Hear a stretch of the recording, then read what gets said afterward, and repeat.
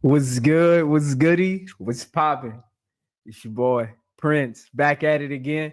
Appreciate y'all pulling back up again. Today we got a great one, man, and we gonna get into it today. But before we get to that, make sure y'all hit that like button. Make sure y'all subscribe. Uh, give it to 900 subscribers by the end of this stream, man. Let's see if we can get there. I think we're only like 8 away, so 8 subscribers. Let's see if we can get there, baby. Let's see if we can get there. You heard me? Again, if you read the title. Angel Reese has unrealistic expectations.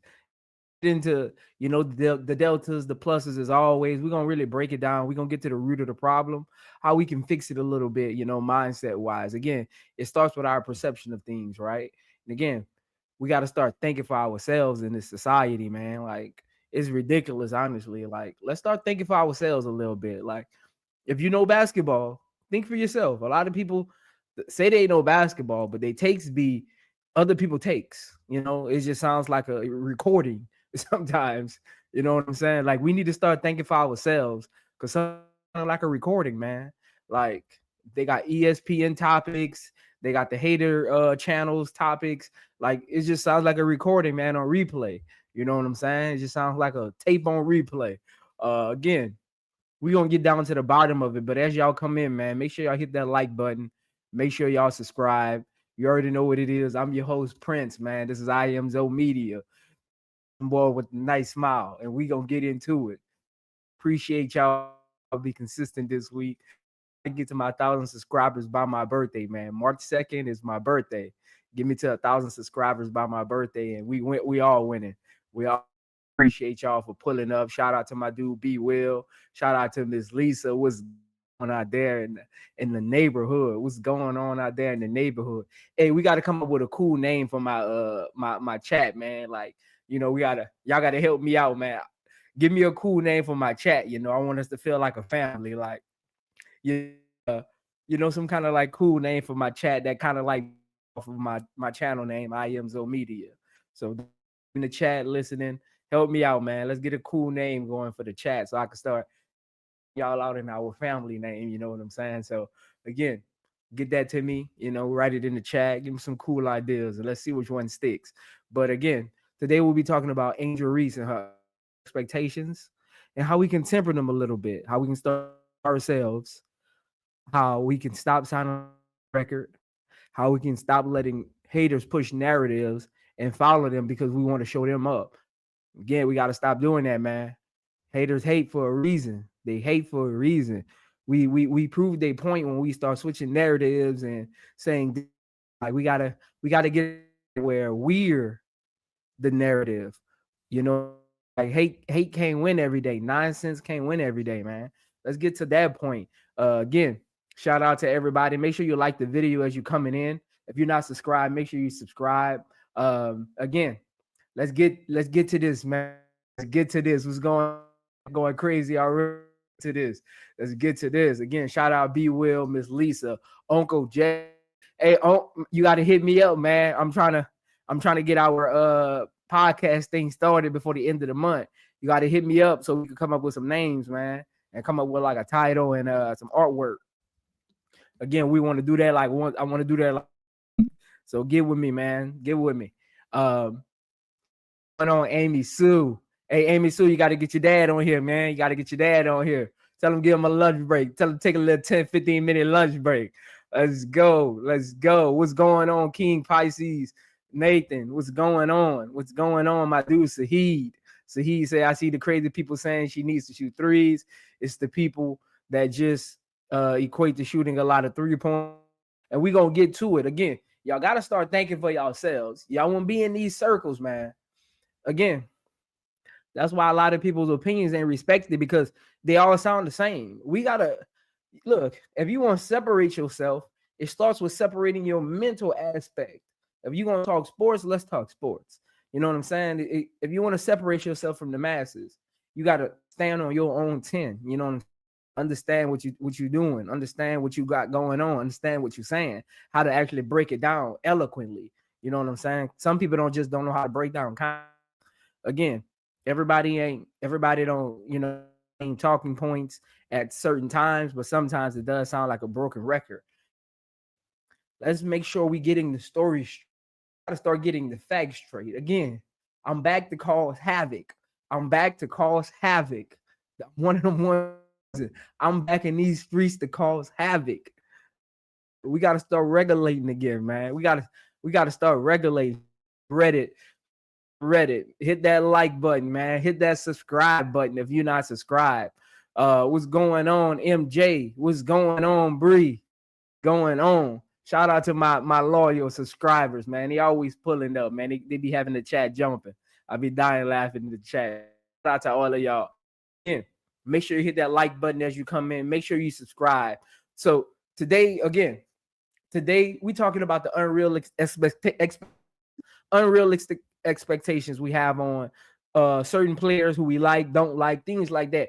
And it never makes sense to me because you know the phrase clouded my judgment. When we talk about players like Angel Reese, I think the word clouded my judgment really comes to the forefront because when we say things, the haters are winning, the negativity is winning, the media pundits who push narratives are winning because now show them up instead of just supporting what she has going on. Again,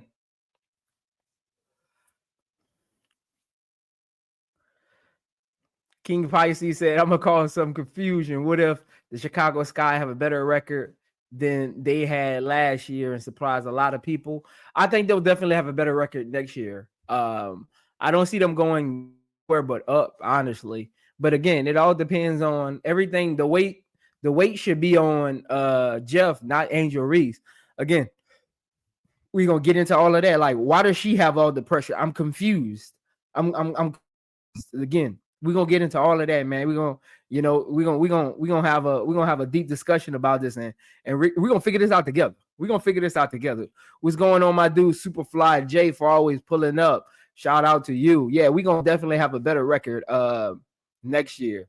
Definitely. Again, you think about the turmoil, you think about the roster, you think about the coaching changes this off season. We ain't got nowhere to go but up. It's up to Jeff to put the pieces together. Again, unrealistic expectations for Angel Reese is she didn't have a good rookie season, which is false. The unrealistic expectations for Angel Reese is if she can't shoot next, she's not getting better, which is false. I said this yesterday a little bit. I wanted the topic for today, like the Angel Reese shooting aspect. Why is that so important? Like, why is her jump shot so important to her game? Are we looking at the like? I really need someone to tell me factually why is it so important? Like her not being able to shoot from a certain distance hinders the team. Like I'm confused at and bewildered by why is it so important and why are we so dependent on if she can't shoot in 2025, she hasn't progressed, and that literally makes no sense. First of all, and again, when we think about narratives, it's a narrative that was put Angel Reese, Mrs. Lady. So we jump to the next best thing was when she works on her jump shot, her layup percentage is going to go up, her shot percentage is going to go up. She's going to spread the floor. Like, why can't she just play her game? I'm confused. Like, is Angel Reese a shooter? Or is she a basketball player who just knows how to? I'm confused. And I think that conversation gets colluded a little bit because I don't think a lot of people actually understand differences. Like, are you a shooter? Do you want her to be a shooter? Like, what is your realistic expectations for Angel Reese? Unrealistic ones. Because again, when we start wanting to do these other things, we sometimes forget why they're so great things. And when we start wanting these expectations of do this better or do this a little more, we at the end of the day, we come to junction that when this gets great, you pull away from something else that actually made you great. What makes Angel Reese a great basketball player? Not an okay basketball player. What makes Angel Reese a basketball player? When we say things, I'm talking to fans alike. I'm talking to narrative pushers. I'm talking to big market media. I'm talking to haters. I'm talking to everyone with their own mindset. What do you see Angel Reese as? Because I'm getting to the point where I am confused at what we expect from her year by year. Because look at this. I want y'all to. I was thinking about this morning. I was like, how did I view Angel Reese's rookie season? What are my expectations for her? What are expectations that others have on her, right? For me, when I see people say certain things, start ourselves. Why are these expectations? Are they realistic? How long should it take a person to get there? Realistically, not on your timeline, on their actual timeline, according to their play style, their talent, their ability, availability, and what the team needs for them. When we start saying these things, we think about those things. I remember growing up playing basketball because, your parents go pay trainers because they like, I want my son to get to college. So my mom paying trainers, right? I remember one of my trainers having a conversation with my dad, actually. And he was like, what is your expectations for your son? And he was like, get to college. And he was like, he gave him like 5 things that most college athletes do. There are 5 things they do on the court and off the court. It wasn't 20 things. It was just 5 simple things that make a college athlete on the court and off the court. And there's things that I have to start training myself: muscle memory, mindset switches on and off the court, both. So when we give expectations, we got to start thinking, because when we I listen to what people, and I want y'all to listen to this right quick. Listen to this. I want y'all to really, if you got the radio on, turn the radio. If you drive and put the window up, I don't need no air coming in your car. If you at home, turn the other TV down. Tell the dog shut up. Tell the kids go in the room. Listen to this, because this is very, very important. What I'm about to say. This is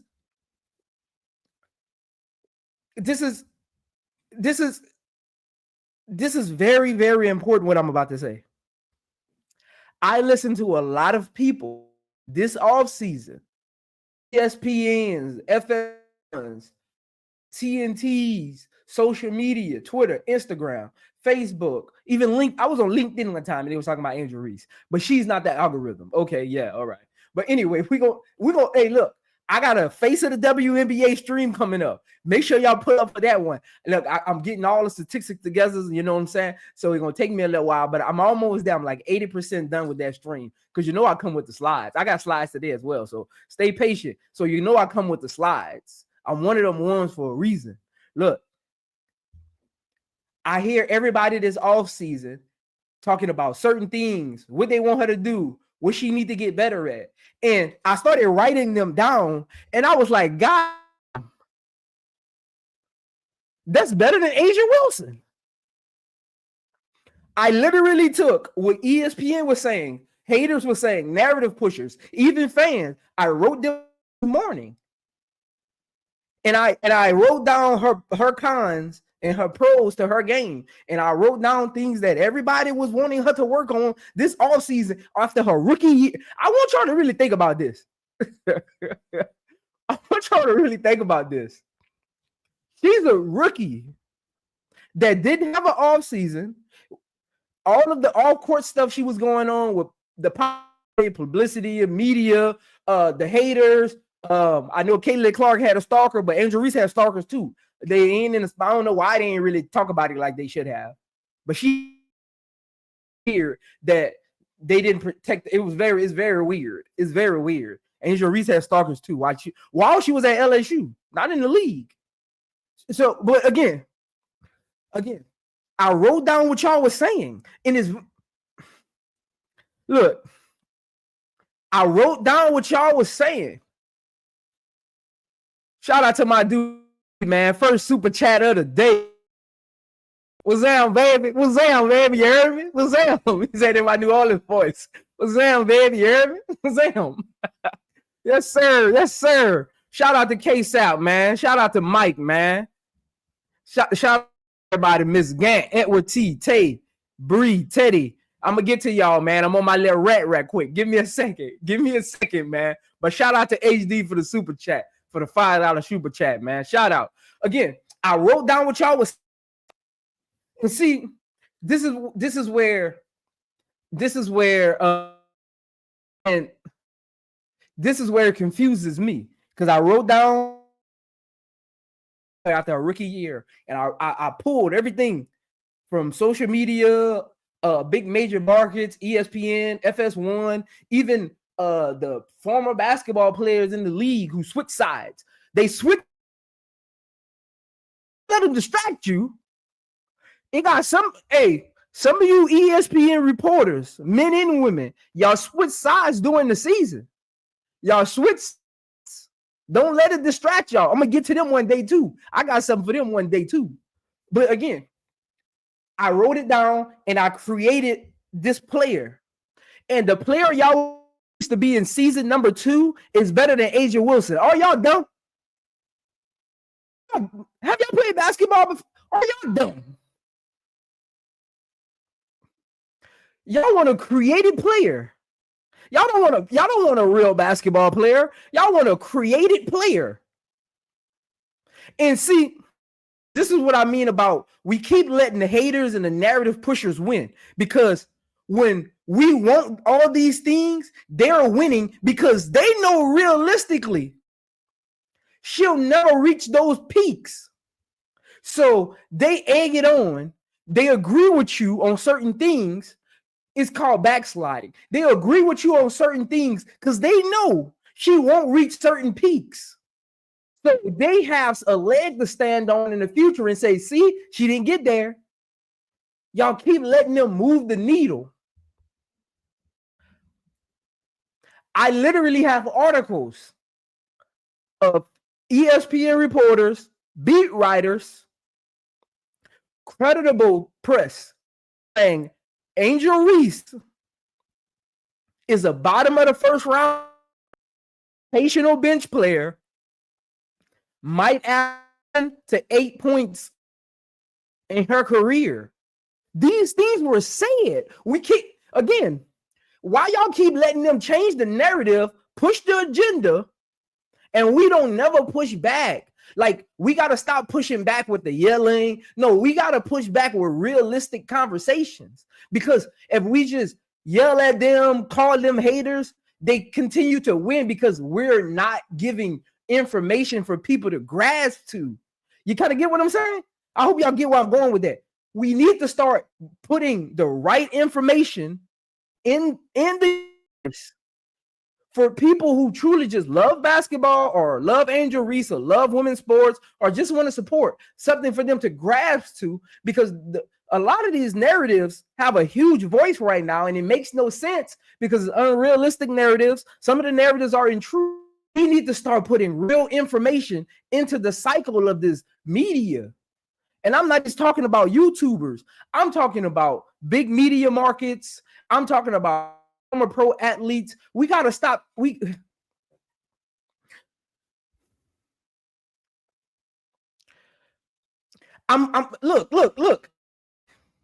I need y'all to listen. Look. Moving forward, if we're on a stream with a look, this is your opportunity to grow in this. Let's grow together. Because guess what they're doing? They band together, create their narratives, and everybody push them. How about let's start putting real information out there? When we having conversations about Angel Reese, let's start talking statistics. Let's start talking realistic expectations of what we want from her season by season, so we can create conversations that fans alike who love Angel Reese, love the sport, loves women's sports, just want to support, just want to listen. They don't got to be rah-rah supporters, just something for them to hold on to. Creating that. Let's stop making podcasts about the hate.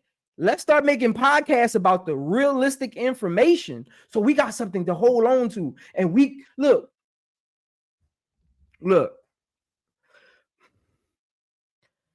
this off season, this is from everybody. Pick one thing, not 1,000, because y'all expectations are better than Asia Wilson right now. Pick a simple task and say, my heart is set on Angel Reese doing this just a little better.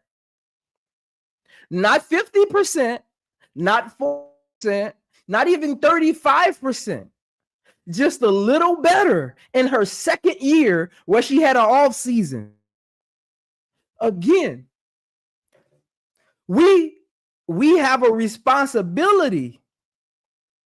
We have a responsibility as fans, supporters of the league, to create positive narratives, because out there who want to do podcasts, there's young girls out there who want to play basketball. We got to let them know it's bigger narratives.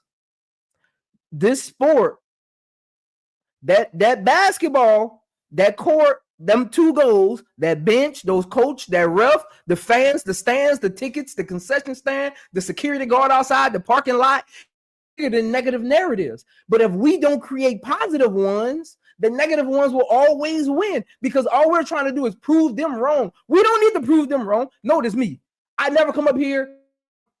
I don't talk about the hater channels. I don't mention them. I don't talk about something they said. No, do that. You don't see me even make streams about rumors.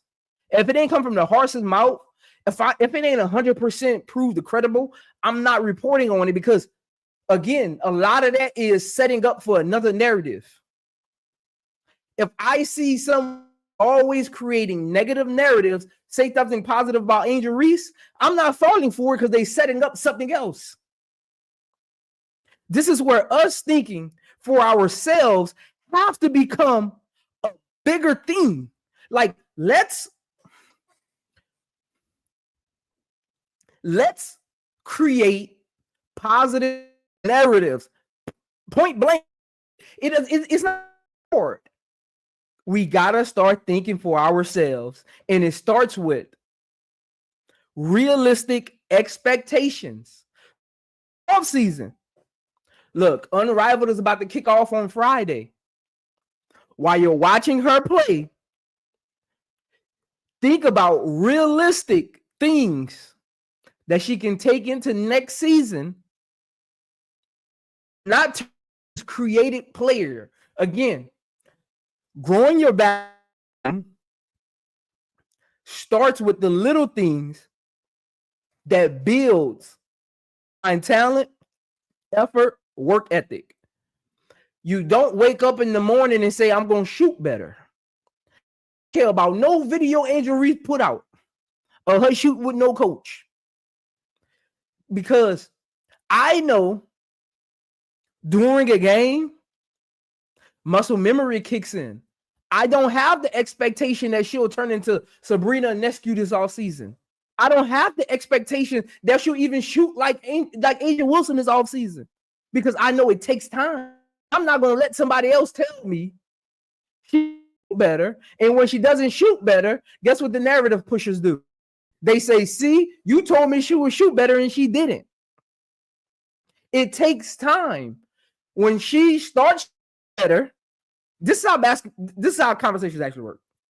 When Angel Reese starts shooting better, I can say, okay, Tyler Marsh, let's start running these plays, because from this part of the court, shoot 70%. See, that's how that actually goes. Y'all let narrative pushers tell y'all it's very me and my homeboys was having this conversation the other day.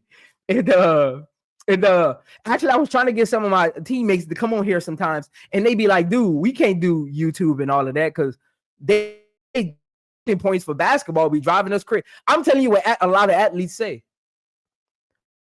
When you're an athlete, you need patience. And I was like, yeah, that's why I don't rumor things, because I don't want to be in the mix of that. Like, a lot of the conversations we having, we don't care about. Like, we actually don't care. And it's very weird that y'all think we do. I don't know who started that. I don't know who created that narrative. We don't care about none of that, because guess what? We done all been through the grind. We know what it takes to get better day after day, year over year, month over month. Elevation after elevation. We understand it takes time. Some people will never be able to. Real athletes know that. We don't hold that against them. That's very weird that y'all things against people. Like, why can't this just be the best version of themselves? We say that about society every day. Do we hold over people's head that don't become doctors and lawyers because they can't pass the bar? Like, I'm confused why we give these people, why we feed it, why we got to push back on narratives. We just create positive ones. We don't got to push back on it, because you're not going to change someone's opinion. That's why I don't have to go debate. I'm not about to change nobody's opinion. They grown men and women. I'm not, first of all, I hate for you to like somebody. That'll go nowhere, and I'm wasting my breath. Why would I hate for you to like somebody? Makes sense. That's why I don't mention none of the haters' names. I don't watch their channels. I ain't sub to their channels. People be telling me their channels, but I don't even know who they are because I'm not sub to their channels. So it's confusing, because what is the greatness about Angel Reese? And what are the things that she actually need to work on? Because when we say to put the ball, that's one of my things. I just think she's going to, again, this is how sports work. Experience is the best teacher. This is how sports work. Angel Reese, just being another year, is going to get better. Automatically, it comes with the territory. It comes with the challenge, the experience. She's going to get better just being in the league. That's how sports work.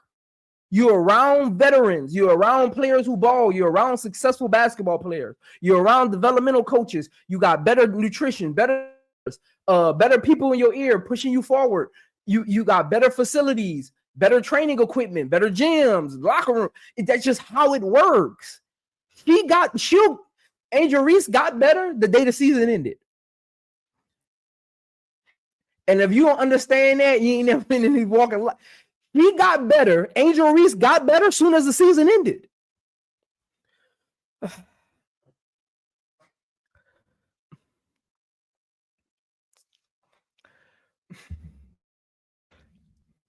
We want Angel. I want y'all to listen to something, because I mentioned this yesterday. Think about this. What is the GM's job?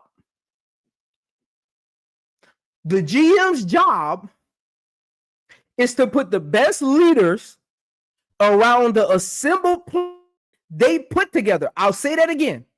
The GM's job is to put the best leader around the assembled cast they put together. The GM's job is to give the leader that they put around the assembled cast, is to give them the ability to do their job at the highest of levels. This is the highest of level. NBA, NFL, WNBA, NHL, MLB. This is the highest of levels. The GM job is to put the best leader available in front of the best assembled cast they can put together. That's the job. That is not Angel Reese's job. Another thing we got doing. This is what I mean about unrealistic expectations. Stop saying Angel Reese is going to be better, so we going to win more games. That's not her job.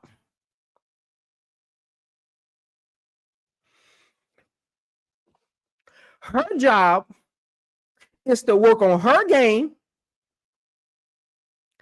do what she needs to do to help the team.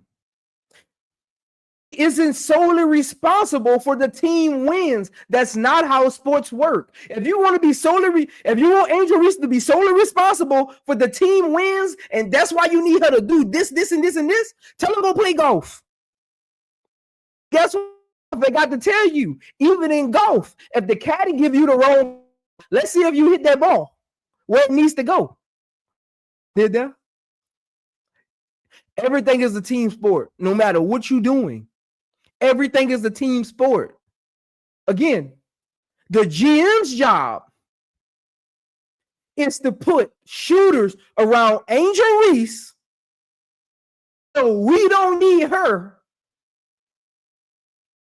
taking shots that's not in her wheelhouse. What are we doing? What are we doing?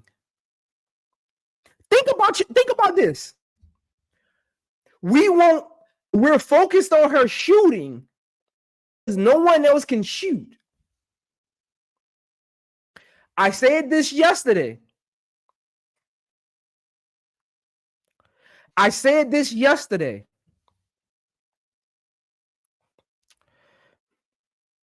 Hey, Chris Thorne, you ever played golf before? You ever had an actual caddy? I played golf with a caddy before. Sometimes when you're in the zone, he done already teed you up. And sometimes when you're in the zone and he give you the wrong club, he knock you off your rhythm. I've played golf before, Chris. I am one of them ones. I've been around. Look, I've played golf before with a caddy. You could be in the zone and he give you the wrong club. They could knock you off of your zone. They could knock you off your spot. That's why caddies are so important. Why you think Tiger Woods' caddy was so famous? Because he knew when Tiger needed him to be in his ear.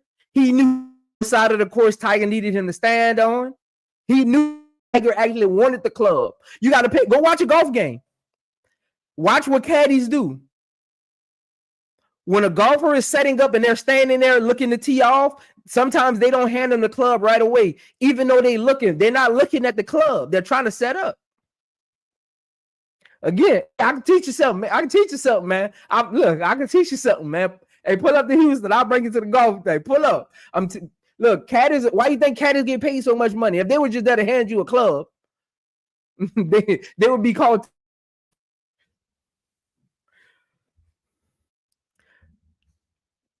Again, what are we doing? If Angel Reese wants to shoot better, wants to work on her game, let that be her thing. Let that be a personal challenge for her. She's saying, I want to start getting better on my game.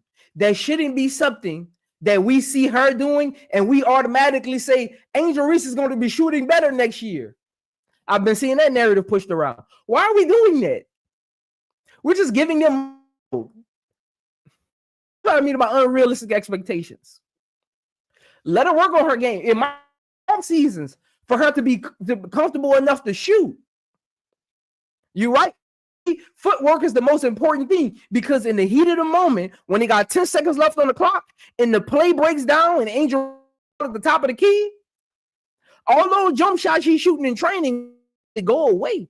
That's what I mean about unrealistic expectations. We see her make that shot in training. We see her make that shot on the Instagram. And we say during the season, she gonna make that shot and we gonna make podcasts about it. And they clip it and say, see, you said she was going to make that shot. She can't never shoot. She ain't going to never be able to shoot. Which is, again,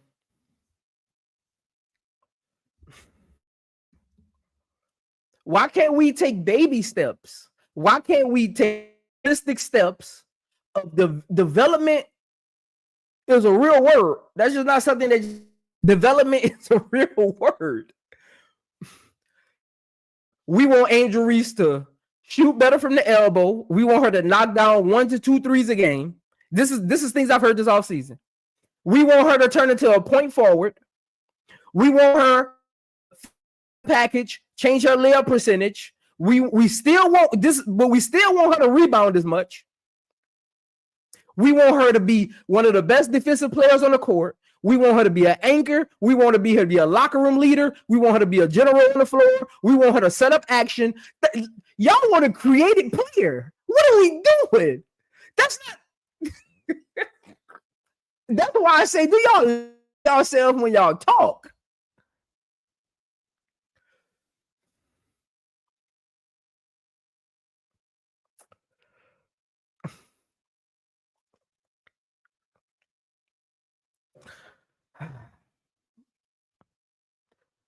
We gotta be realistic with this, man.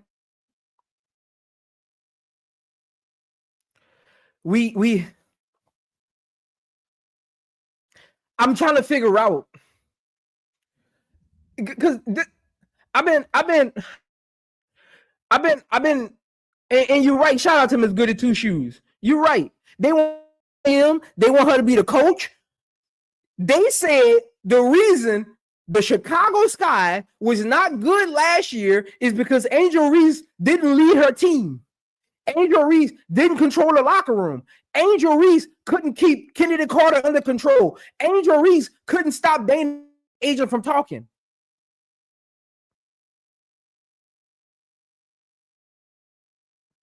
That's what haters said.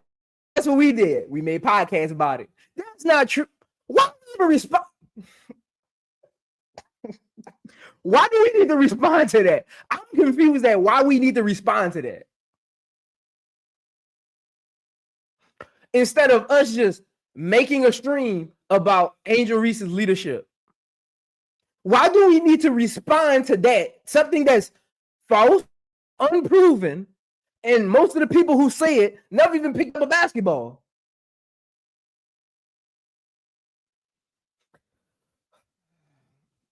Why do we need to respond to that?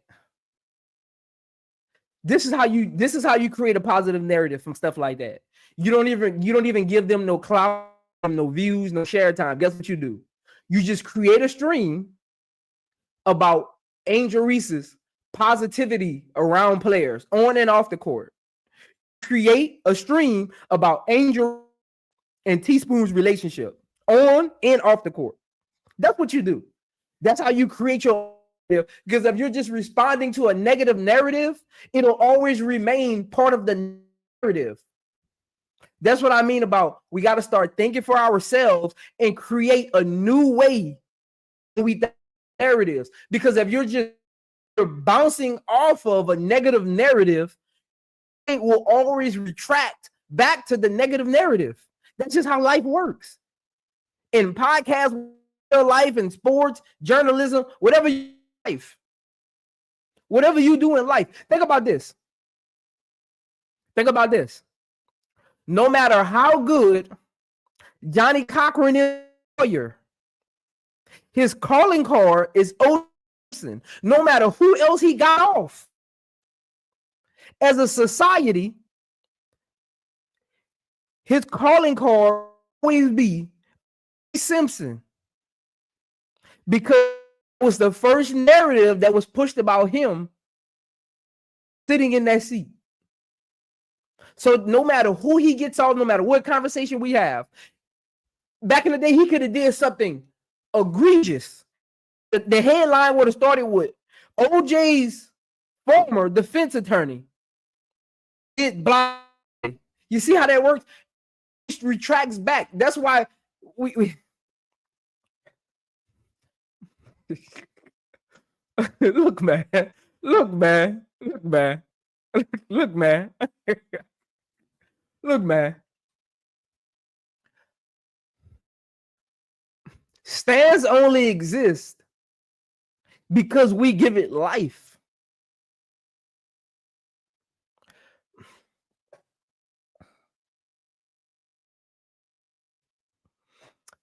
Again, what are your year two? Listen to this. What are your year two, not your year six expectations for Angel Reese? What is your year two?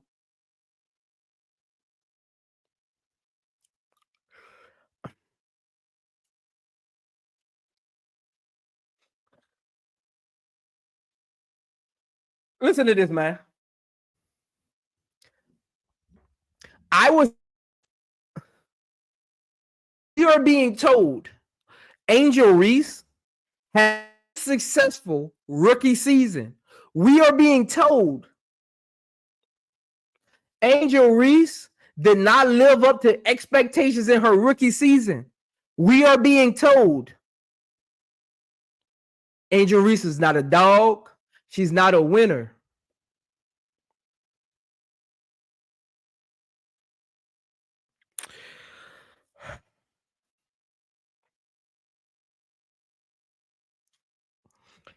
Let me show you something.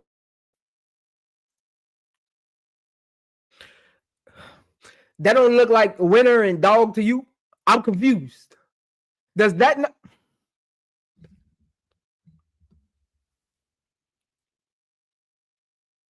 I'm not done.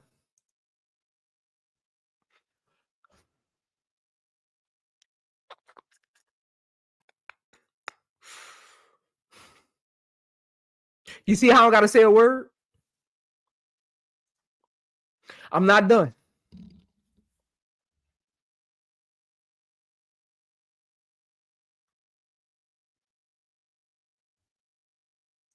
I'm not done.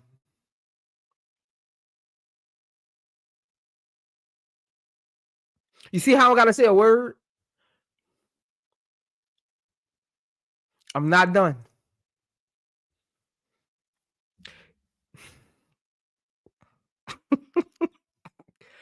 Somebody, man, I swear, man. Hey, sometimes this is just be too easy. And I'm not done.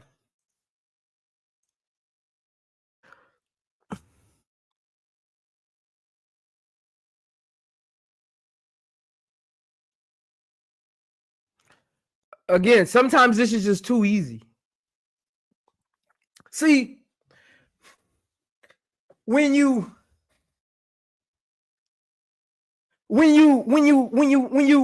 talk that uh, I'm not done. See, when you do things in life right, when you do things right in life, the truth all knows.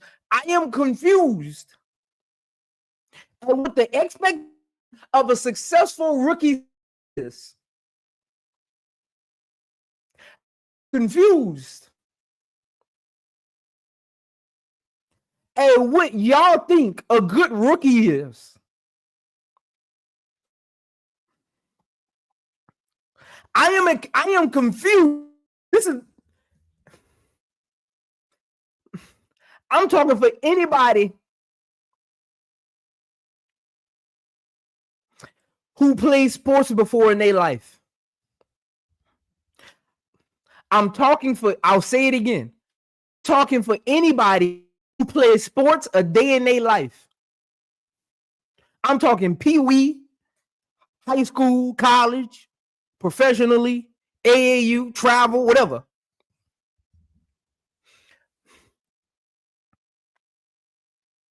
Those of you haters, narrative pushers, who've never walked in no athlete shoes, what gives you the right?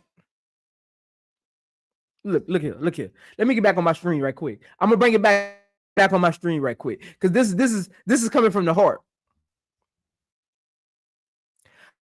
For every athlete, golf, hockey, swimming, track, boating, motorsport, whatever. This is for everybody. I'm speaking for anybody who ever laced them up, ever put that book sack on their back and walked to practice, ever put the sock on, watch film.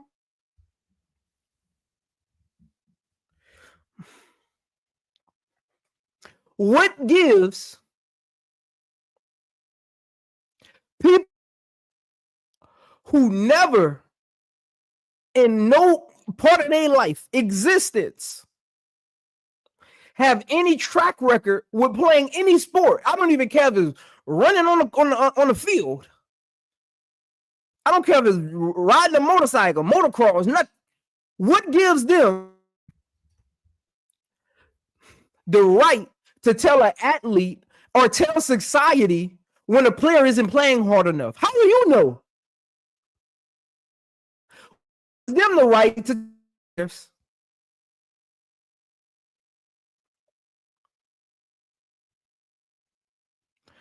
What gives them the right to tell players how to shoot? Appreciate that, Uncle J. What gives them the right to get on podcasts, get on TV, put out their notebooks, and tell athletes what they need to work on? You gonna work on it, and no, you gonna work on it. You come back and tell me how long it took you, and then put me on that same timeline. You go work on your jump shot. You go out there to the YMCA. You can't go play at the YMCA, but gonna tell somebody who they not good at basketball. You can't even, again, if you never played the sport, I get certain things because I've been around who've never played basketball before. I get it. I'm not talking to those who know me. No, I don't hate on those who just trying to make a living, who love the sport. I've said this multiple times. I've been around people who really know the game, even though they never played before. But they don't push narratives. They don't tell players what they need to work on. They just talk about the game. I think that's the part we be missing when we say, when they say, see, and we let them get away with it. When they be like, well, just because I ain't play the game don't mean I can't talk about it. Yes, you can talk, but you got to talk about it in a certain way. Some of these people need to be get checked. And we let them get away with it because there are people who know the game and they try to put themselves in that category. They're not in that category. They're pencil pushing narrative pushers. They're not there who's trying to uplift the game, who love the game, who study the game, who's watch film and just want to be part of the sports world. They're not them, and y'all letting them put themselves in that, because that's the, like, when people say, well, y'all want people to talk the sport. I know this. Who want to talk the sport, want to be part of the sport, they approach it in a positive way.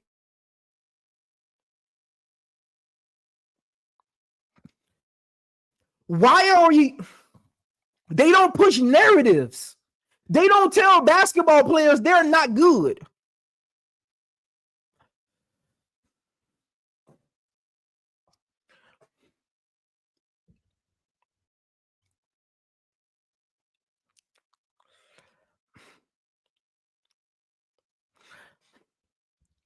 We let them get away with not even explaining stuff.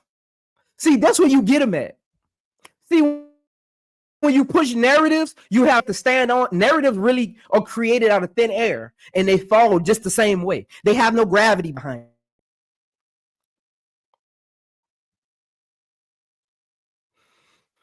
Appreciate my wrenches, man. Get them up out y'all, man.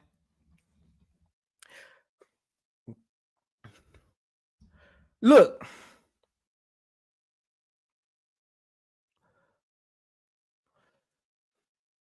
If you push a narrative, you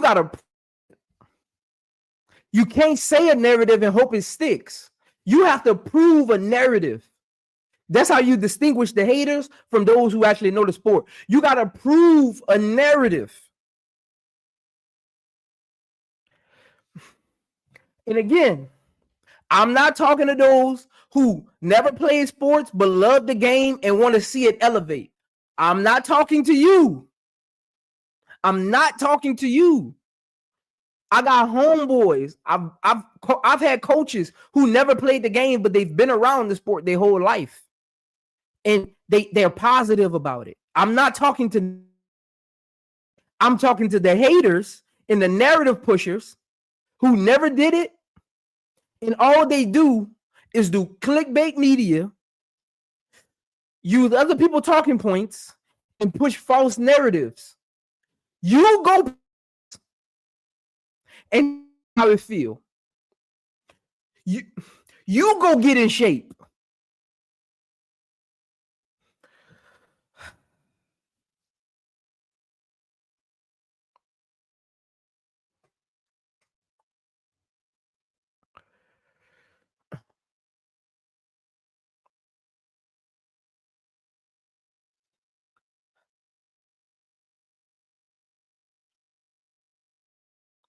Yes, Alicia, let them know, man. Hey, control the chat, man. Look, if they just saying whatever, you don't gotta kick them out. But those who are just with the if it's racism or just constantly, yeah, Uncle Jay, get that out of here, man. We ain't having that on my especially like I ain't trying to have that on my playback feed, man.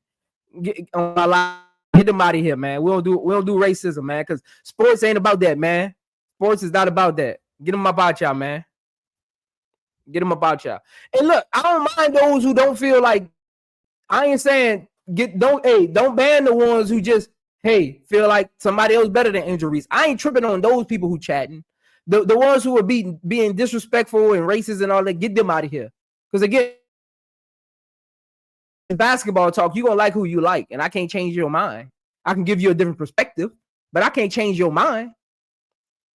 Yes, Uncle Jay, disagreement is fine, but if they being disrespectful, get them about y'all, man. Get them about y'all. Get them about y'all. That's the same ones that can't go tell them. Go tell them. Look,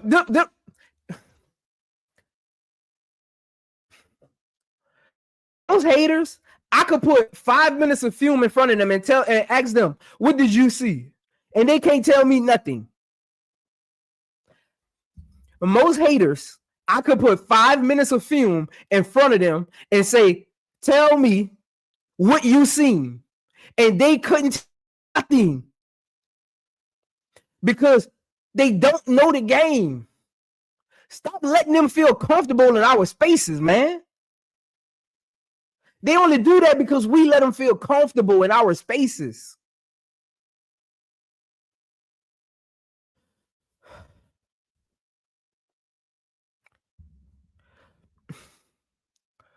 We have to be better. And I'm about to drop the link again. No cursing. When you come up here, be respectful. Wait your turn. Again, be respectful. No cursing. Wait your turn. Again, be respectful. No cursing. If you come up here cursing, I got to take you down. Again, don't mind back and forth when you come on the panel. But just give the other person a chance to cook whatever they're cooking on. Then you can go. Look, I ain't going nowhere. We ain't even been on here an hour yet. Shout out to everybody. Hey, I got 70 people in here, man. Hey, if you're not a subscriber, hit that subscribe button. I'm only 8 subscribers away from 900. Again, hit that like button as well. What are we doing? What are we doing? Hit that super chat as well. Again, once the panel comes up, you want your chat read, you got to hit the super chat. Hey, chill out, man. Chill out. Again, if you coming up, have a conversation. Don't just come sit on the panel. If you coming up, have a conversation ready. Again, have a conversation ready. Again, the time is Angel Reese has unrealistic expectations. That's the title of the stream.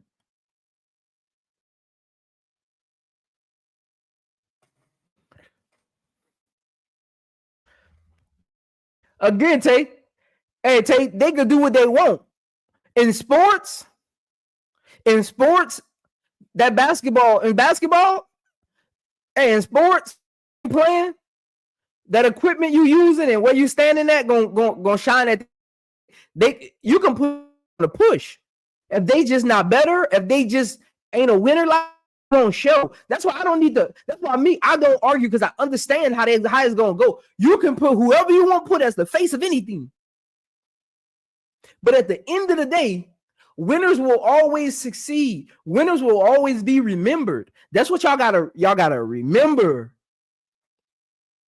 Again, when I stream, I said we let narratives cloud what we do tomorrow.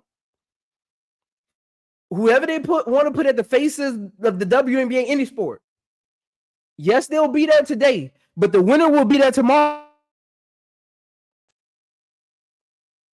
That's why I don't complain. What's going on, Duval? What's going on, Brass? What's going on, B. Will? What's going on? What's good, fellas? What's happening? What's happening? What's Zam, man? What's Zam, baby? What it do? What it do? What it do, nephew? What's Zam? How y'all, man? What up, B. Will? All good, baby. All good. Let me just put this out there real quick. So I'm a moderator on a bunch of different channels, usually in WMMA, mixed martial arts, women's mixed martial arts. So I'm used to trolling, but it's a difference. So that one dude, all he really said was Angel shooting practicing jump shots when she need to be working in the paint. She need to be. He said something about her finishing rate in the paint. That's not something worth taking down. That's the kind of thing I'm talking about. Somebody that's talking non-basketball, like one cat was talking about dudes talking about Angel, never talking about basketball. I get that one. That's a troll. Yeah. But if somebody just got an opinion about her game, that's all I'm saying. Because what you don't want to do is alienate people who you want in the channel. Because if you go to enough channels and you see hosts and moderators kicking people off just because of disagreement, that's going to turn you off on that channel. Because her game's legit. I mean, if you're kicking people off because of that, they're trolling you. Yeah, they have a disagreement, and if you being real about Angel and looking at what she can't look at like at sometimes, okay, I can respect their opinion, but then that's where you cook them and you cook them out, don't kick them out, cook them. And if they ain't got nothing to offer and they continue to troll, then kick them out because they ain't got nothing to offer. Right. Hey, appreciate that though, man. Hey, yeah, just be mindful. If you got a wrench, just be mindful. And again, just, you don't got to ban them. Just put them in timeout. And Chris, is this Chris's first time up here? Yeah, I've been in the stream before, but this is my first time. Yeah, he's been in the chat before, but yeah. Welcome. All right, let's get to this, man. Let's get let's get to this though, man. Because let's get to this, man. Duval, what you got on this topic, man? Do you hear everything? Yeah, I hear everything. Like I said, I got about 15 minutes, and then I'm gonna try to come back. All right, what you got, man? Get it in, man. Angel's rookie season is not compared to other rookies. It's compared to somebody that they consider the Sidney Crosby, Bryce Harper, or Tiger Woods of the WNBA. So that's why there's the nitpicking. That's why there's the criticism of her game, because at the end of the day, her fans have a narrative and have a storybook fairy tale vision of how they think her career is going to go, and they feel like Angel's career is interfering in that. So that's why they speeding up her development and her timeline, where she should be developing in peace, just like everybody else. Okay. What are your? Because I know we kind of talked about it a little bit yesterday, and after everybody get a soliloquy, I got this question for him. What is your expectations for Angel Reese? Like, when I say this, I want to. That's why I want to put in the development part, because we forgetting the piece of becoming a better player. It's development. You don't just wake up and just start shooting better or start dribbling. You develop. You see the ebbs and flows. You see things during games and throughout the season. They start doing it a little better. They start finding their spots a little better. What is your actual? Not your. I just want her to shoot better. Again, on this channel, I'm just trying to get y'all to talk basketball a little. What is your actual expectations for Angel Reese next season? Okay, I got a couple things. Like I said yesterday, I want her to finish through contact better because Okay. the physicality of the NBA season, WNBA season, and in her position, she's undersized and slight. So when you got the Leah Bostons and the Jacqueline Jones and even the Asia Wilsons that's bigger than you, not only in height but in size, and they don't call fouls in the WNBA like they call it in the NBA. She had to finish through contact better. She had to, say have a better concentration of focus when she tried to put the ball back in the basket when she get the offensive rebound because of the physicality of the WNBA. I want her to work on that, and I want her to work on her keeping her head during games because there are times where if she's great on defense, like I said, she's elite on defense. But if there's a criticism that I have for Angel, the criticism would be is when she make a mistake on offense or anything like that, she sometimes get frustrated and just stand there. Meanwhile, her man is running back down the court, running the fast break. And like I said, she need to, saying sometimes block out the noise and the criticisms and block out the mistake that the ref might, have made not calling a foul that she feel like should be called and get back on defense and continue that intensity, that defense that she always create each and every game. So you want her to, you basically want her to get strong on dribble drives, and you want her to learn how to play through the whistle. Yes, like what I'm saying, because sometimes everybody get frustrated, but what I'm saying, but sometimes you still have to maintain the main thing. Again, that's why today I really want to get y'all expectations and like really like put them into a basketball kind of context, because I think everybody be saying the same thing, and sometimes y'all be having like, that's why I said yesterday, I listen to what people say, and sometimes they saying the same thing and they be arguing. I understand what you be trying to say, but people be arguing sometimes and they literally saying the same thing, they just don't say it the same way. So in basketball context, you want her to get strong on dribble drives and understand that she's not going to get every foul and learn how to play through the whistle, because then it affects the other end of the court, because now they're playing 4-on-5. Yes, and that been happening a couple times. Like that's reasonable expectations. Could I give you a perfect example real quick? I give a perfect example real quick. Like she had shut down De'Erica Hamby with 5 points when she played against the Sparks the third game, but she would have had it down to 3 points if that one play where she felt like she got fouled and she just stood there like she was just frustrated. Why you didn't call the foul? And meanwhile, De'Erica Hamby running back on the other end, and she scored the basket. And that happens quite a bit with Angel when it comes to her man. And at that point, she has to learn that, hey, forget about the whistle, wait till it's a stoppage, then go to the ref and like dispute whatever foul or call that you feel like you didn't get. Okay. Before I get to Brass, let me read this super chat. Caleb Brent, haters will always say unrealistic expectations on someone they hate just so they can hate and say they aren't so great. Yeah. I mean, that's why we have to, again, if we off of a narrative, we're still feeding into the narrative, whether it's positive or not. What you want to do is you want to create a positive narrative off of your own thinking, not off of something expectation someone else has. That's why, again, unrealistic expectations are why we're even having these conversations. But appreciate that, Duvall. What's going on, Brass? What's going on? What's going on, nephew? What's going on, man? Been a minute, man. Yeah. Hey, we back at it, though, baby. Hey, back at it like we never left it. But hey, you know how I feel about my Angel. She's best thing since sliced bread for me, because how much of a dog she is. So I have expectations of her, but not unrealistic. Okay. I agree with Duval. She needs to finish at the basket better, which I'm confident she will. Playing through contact. I don't have too much criticism with her playing through contact so much as being able to finish around the rim, because when it comes to physicality, Reese does not shrink from it. She thrives in it. She doesn't burn in hell. She thrives in hell. And what I mean by that is the more physical you are with her, the better it is for her. because then she becomes more physical. If you soft, she ain't gonna respect you. So Right. it's not so much. It's not so much her finishing through contact. Is that she has to get better finishing. Period. Because as we know, she missed a few bunnies last year. She should not have missed.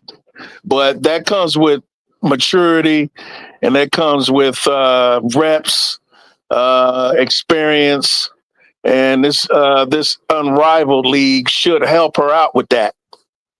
And but my expectations for us, as far as getting better, is more of a presence in the paint and protecting the rim. I know that's Camilla's job, but sometimes Camilla's man takes her away from the bucket, and that's where Angel could be a rim protector herself. Okay. And there was another thing I had in my mind that escapes me right now. But her confidence and her shot, her mid-range and her three. She's out of rhythm sometimes because she isn't confident. She has to get confidence in her shot and don't worry about making it or missing it. Okay? You're not a shooter per se. Your job is not to shoot the ball. So I don't want her just jacking up shots. But at the same time, when you're open and you have an opportunity to make an open shot, shoot it with confidence. Okay. So I had this conversation yesterday about this. I think when I was breaking down film on Angel Reese, I never once said confidence was an issue with her shooting, because when I think when people use confidence in sports, I think they're trying to use it in the wrong context. So Angel can make, meaning she's confident in her jump shot. Confident in your jump shot is the difference between make this or not that I'm not going to shoot it. Because when she actually shoots, she looks like, okay, I know I can hit this shot whether I miss it or make it. So I never look at Angel Reese when she's on the perimeter and say she's not confident.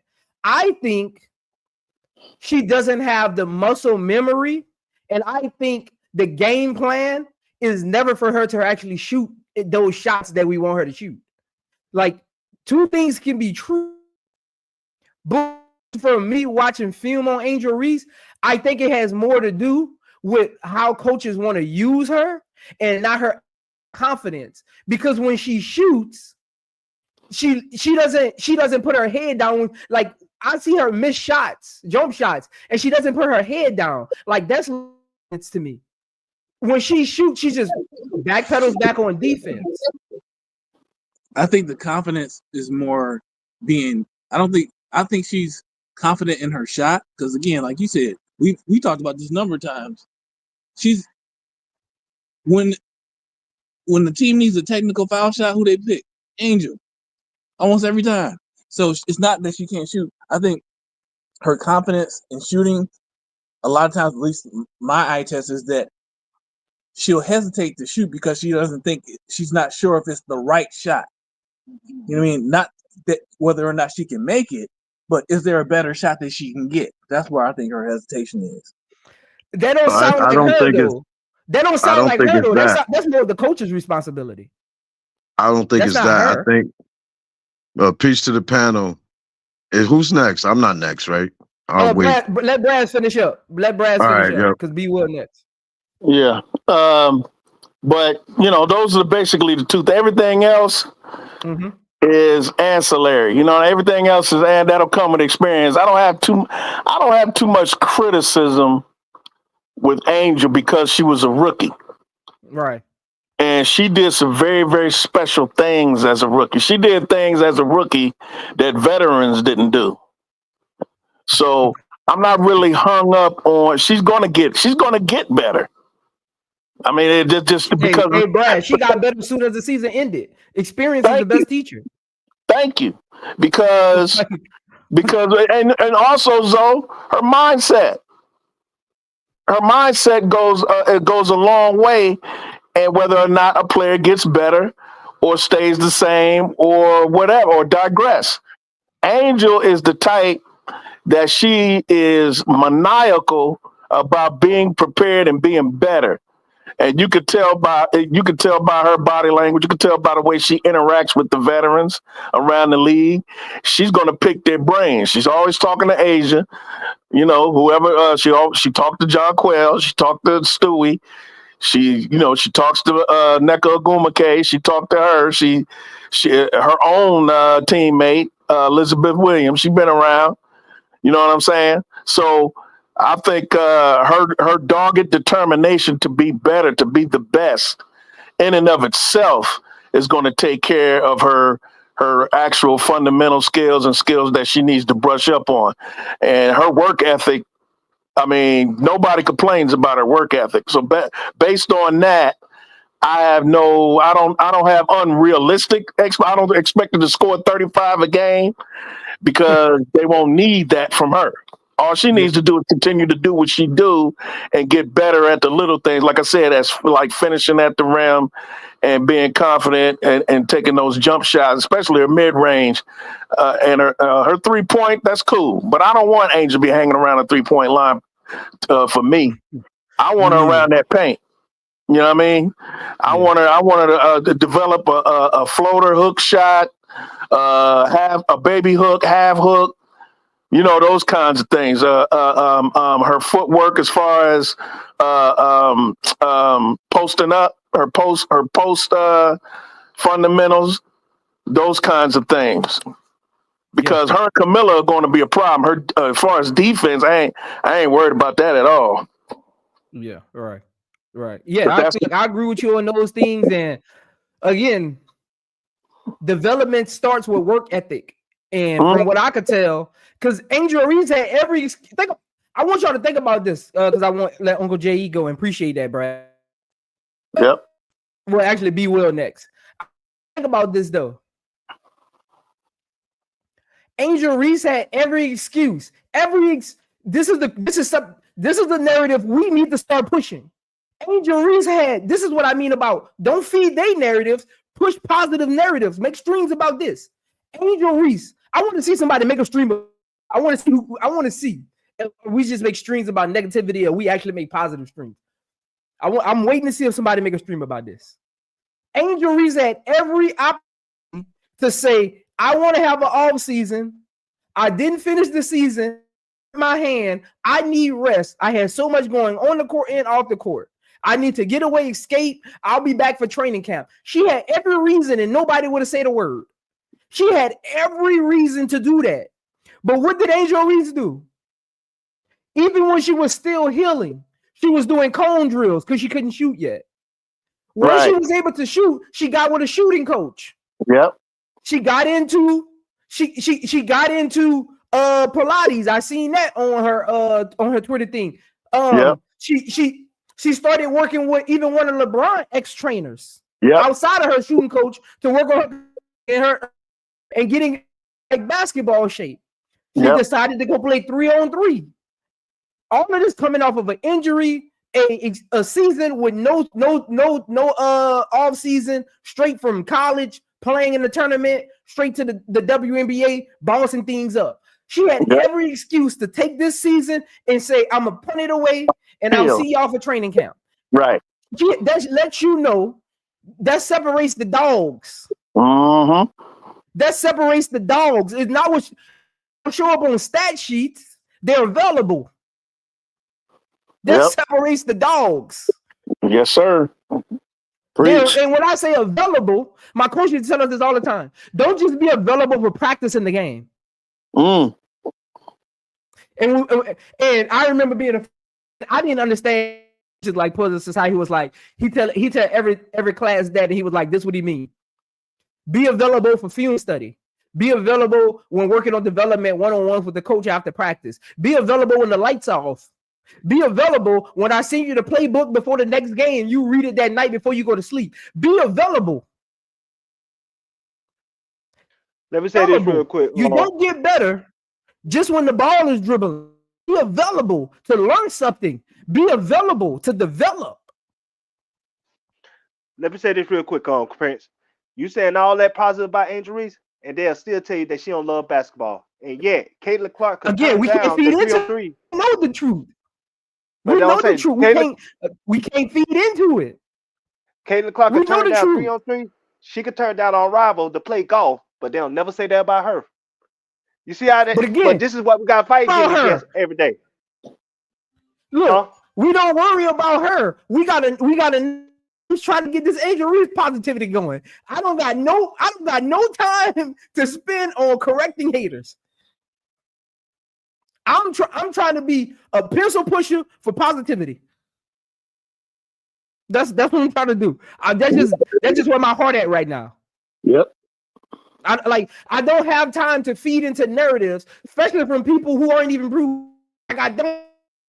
It boggles me that when we feed into it, Devon, we give them a voice to do what they do. The people who feed into narratives are the reason they have subscribers, because if no one tweeted back, if commented to their videos, a lot of people wouldn't know they existed. Let them talk to themselves. What happened to? I remember I grew up in an era where we let haters talk to themselves, and eventually they fade away. Because at the end of the day, without us feeding into narratives, they go back into society where they once were, which was nobody's. A lot of them create narratives, clickbait to become somebody. If you got to be somebody by doing that, that lets me know you was nobody from the get-go. I don't got time for it. What you got, B Will, man? What you got? Appreciate that, Brass. Yep. What you got, B Will? So on the question, what I think, the question is basically, where do I want to see Angel improve? Mm-hmm. What are your expectations for her next season? We keep saying it's improved thing, but what does that mean for her game? What is your expectations for Angel Reese next season when she steps on the court? My expectations of Angel Reese for next season is that Angel will be Angel. And that's my number one expectation.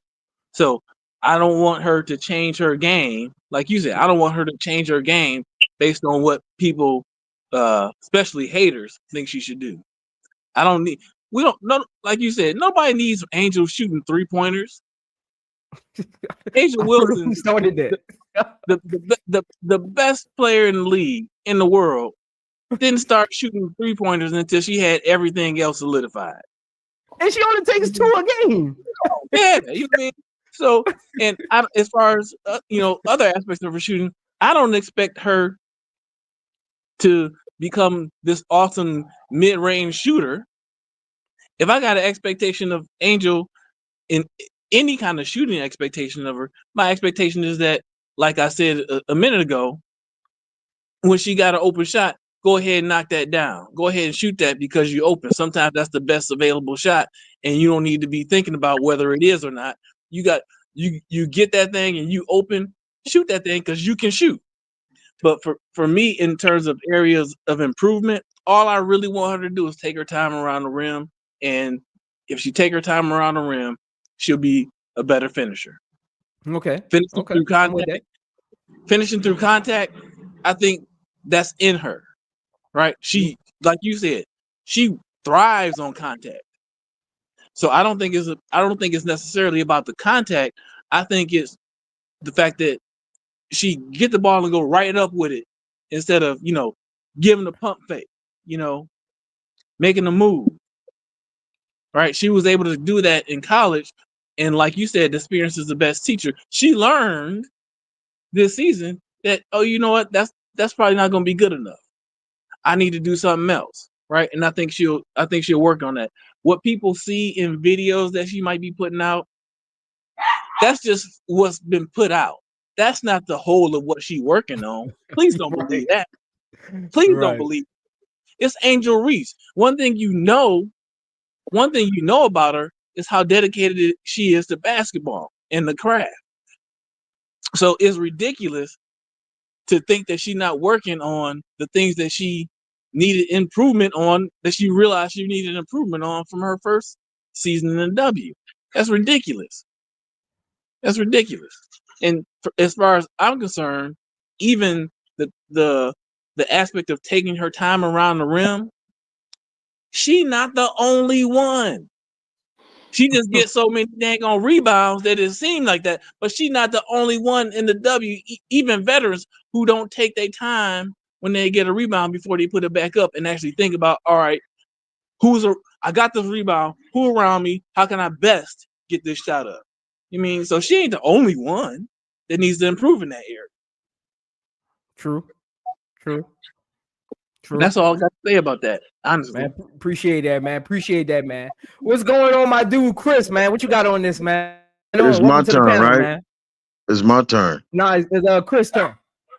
I was before Chris, right? He can go. I'm cool. I'll wait a minute. He can go. Oh, go ahead then.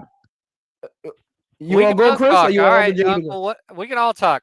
So I think that Angel's the most underrated player that's come out of college in a long time. She is phenomenal. I just think that her game isn't sexy like Caitlin Clark's, where she ain't shooting 30-footers.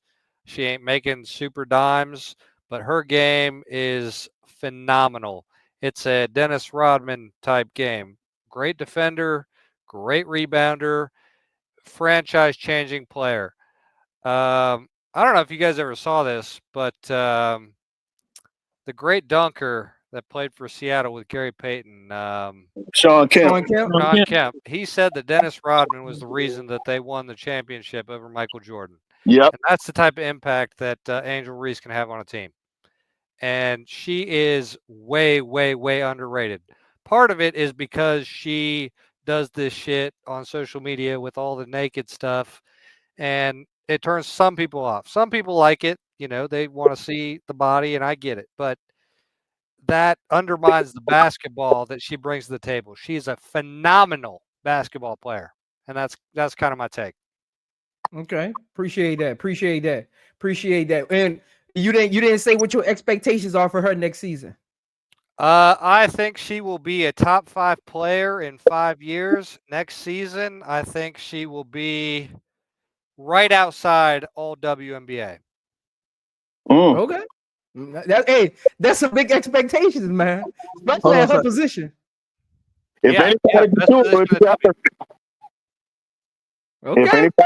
it, it would be her. So. Hey, Chris. Hey, make sure you're back here. Hey, if you're right, Chris, pull back up, man. We'll see at the end of the season. Hey, yes, sir. If she can get there, we can't say nothing. If she get there, they can't say nothing. Because that's some heavy she got, man. Yeah, I mean, I'm one of the only, I would say, that white people that I know that actually supports her because I respect how much of a game she has, and she's smart too. She is crazy smart with how much she's endorsing her brand. I think people just don't really get it. They don't understand. Yeah. Appreciate that, Chris. What's going on, Uncle J.E.? What's going on? I know you got something in the chat. Peace to the panel. Peace to the panel. Hey, niece and nephews. Uncle J here. Yo, one thing about it, y'all got to remember, Angel has been playing out of position. She, in high school, coming up, she imagined herself as a big guard. Candace Parker is her idol. So Angel had to change her game when she got to LSU. My expectations, I want Angel to get back to Maryland Angel. Get her handles up, her footwork, finish at the rim. If you notice, the biggest games Angel had, her back wasn't to the basket. She was at the elbow, at the top of the key. She was bringing the ball to the rim. Look at the game when she came back when Indiana had the team down, 14? Angel took over the game. Her back wasn't to the basket. Mm-hmm. She was taking Alyssa off the dribble. That's her game. That's why she hesitates, B. Will, when she's in certain predicaments, because her mind is thinking guard, but she's hearing that coach in her ear. Oh, don't take that shot. Get under the basket. You know what I mean? So she's hesitating. So if I was Angel, I'd be watching all those films from Maryland. I'd be trying to get that game back, get my handle back, because her handle is an advantage at her size. But she lost a little bit because like muscle memory and all that. So I would get back to that. And Angel's a safety on defense. Many people don't know that. She likes to play safety. That's why you don't see her blocking shots like Camila Cardoso and all that, because she likes to play help defense more or less and play the safety. Yeah, that's how Hannah Hidalgo plays. Yeah. And she's more than Dennis Rodman. Y'all keep talking about Dennis Rodman. She's more than Dennis. Are we talking Rodman. on defense or are we talking overall player? Oh, overall player. She's more than Dennis Rodman. Right. Defense, man. Okay. She's more than Dennis Rodman, and her mentality is like Kobe, like MJ, like Asia. She just doesn't have the results yet, the play yet, but she's coming. I see 2-3 years, Angel gonna be the MVP of the league. That's a fact. And that's her goal. That's how she's thinking. I want to be the MVP. I want to be the best player ever. Right. And that's what separate her from a lot of players. Some just there to play basketball, get a check. No, Angel wants to be the best player ever. She wants to be mentioned in the Candace Parker conversation. Cheryl Swoops. She wants her name to be mentioned. Right. And I'll land there. You know what I mean? I'll land there. And look, you just said those two names. Uncle J.E., do they play alike? Do Cheryl Swoops and Candace Parker play alike? Yeah. They're aggressive on offense. No, I'm talking about, are they play styles the same? They're similar, but one is bigger than the other one. I say that's what I'm saying is no, but they're aggressive. Yeah. Their mindsets. What I'm trying to get to on that point was you just mentioned two greats who have two different playing styles. Why does Angel Reese have to contort to somebody else playing? Why does she have to be Asia Wilson to be great? Why can't Angel Reese be Angel Reese? Yeah, she could be. Yo, that's if what you I be trying to get across to people. Stop saying she needs to work on this so she can look like this because they're great at it. Why can't she just be Angel Reese? Bro, if y'all go watch she's Maryland, great enough as just Angel Reese. Maryland Angel Reese, if y'all go watch those highlights, you will be amazed.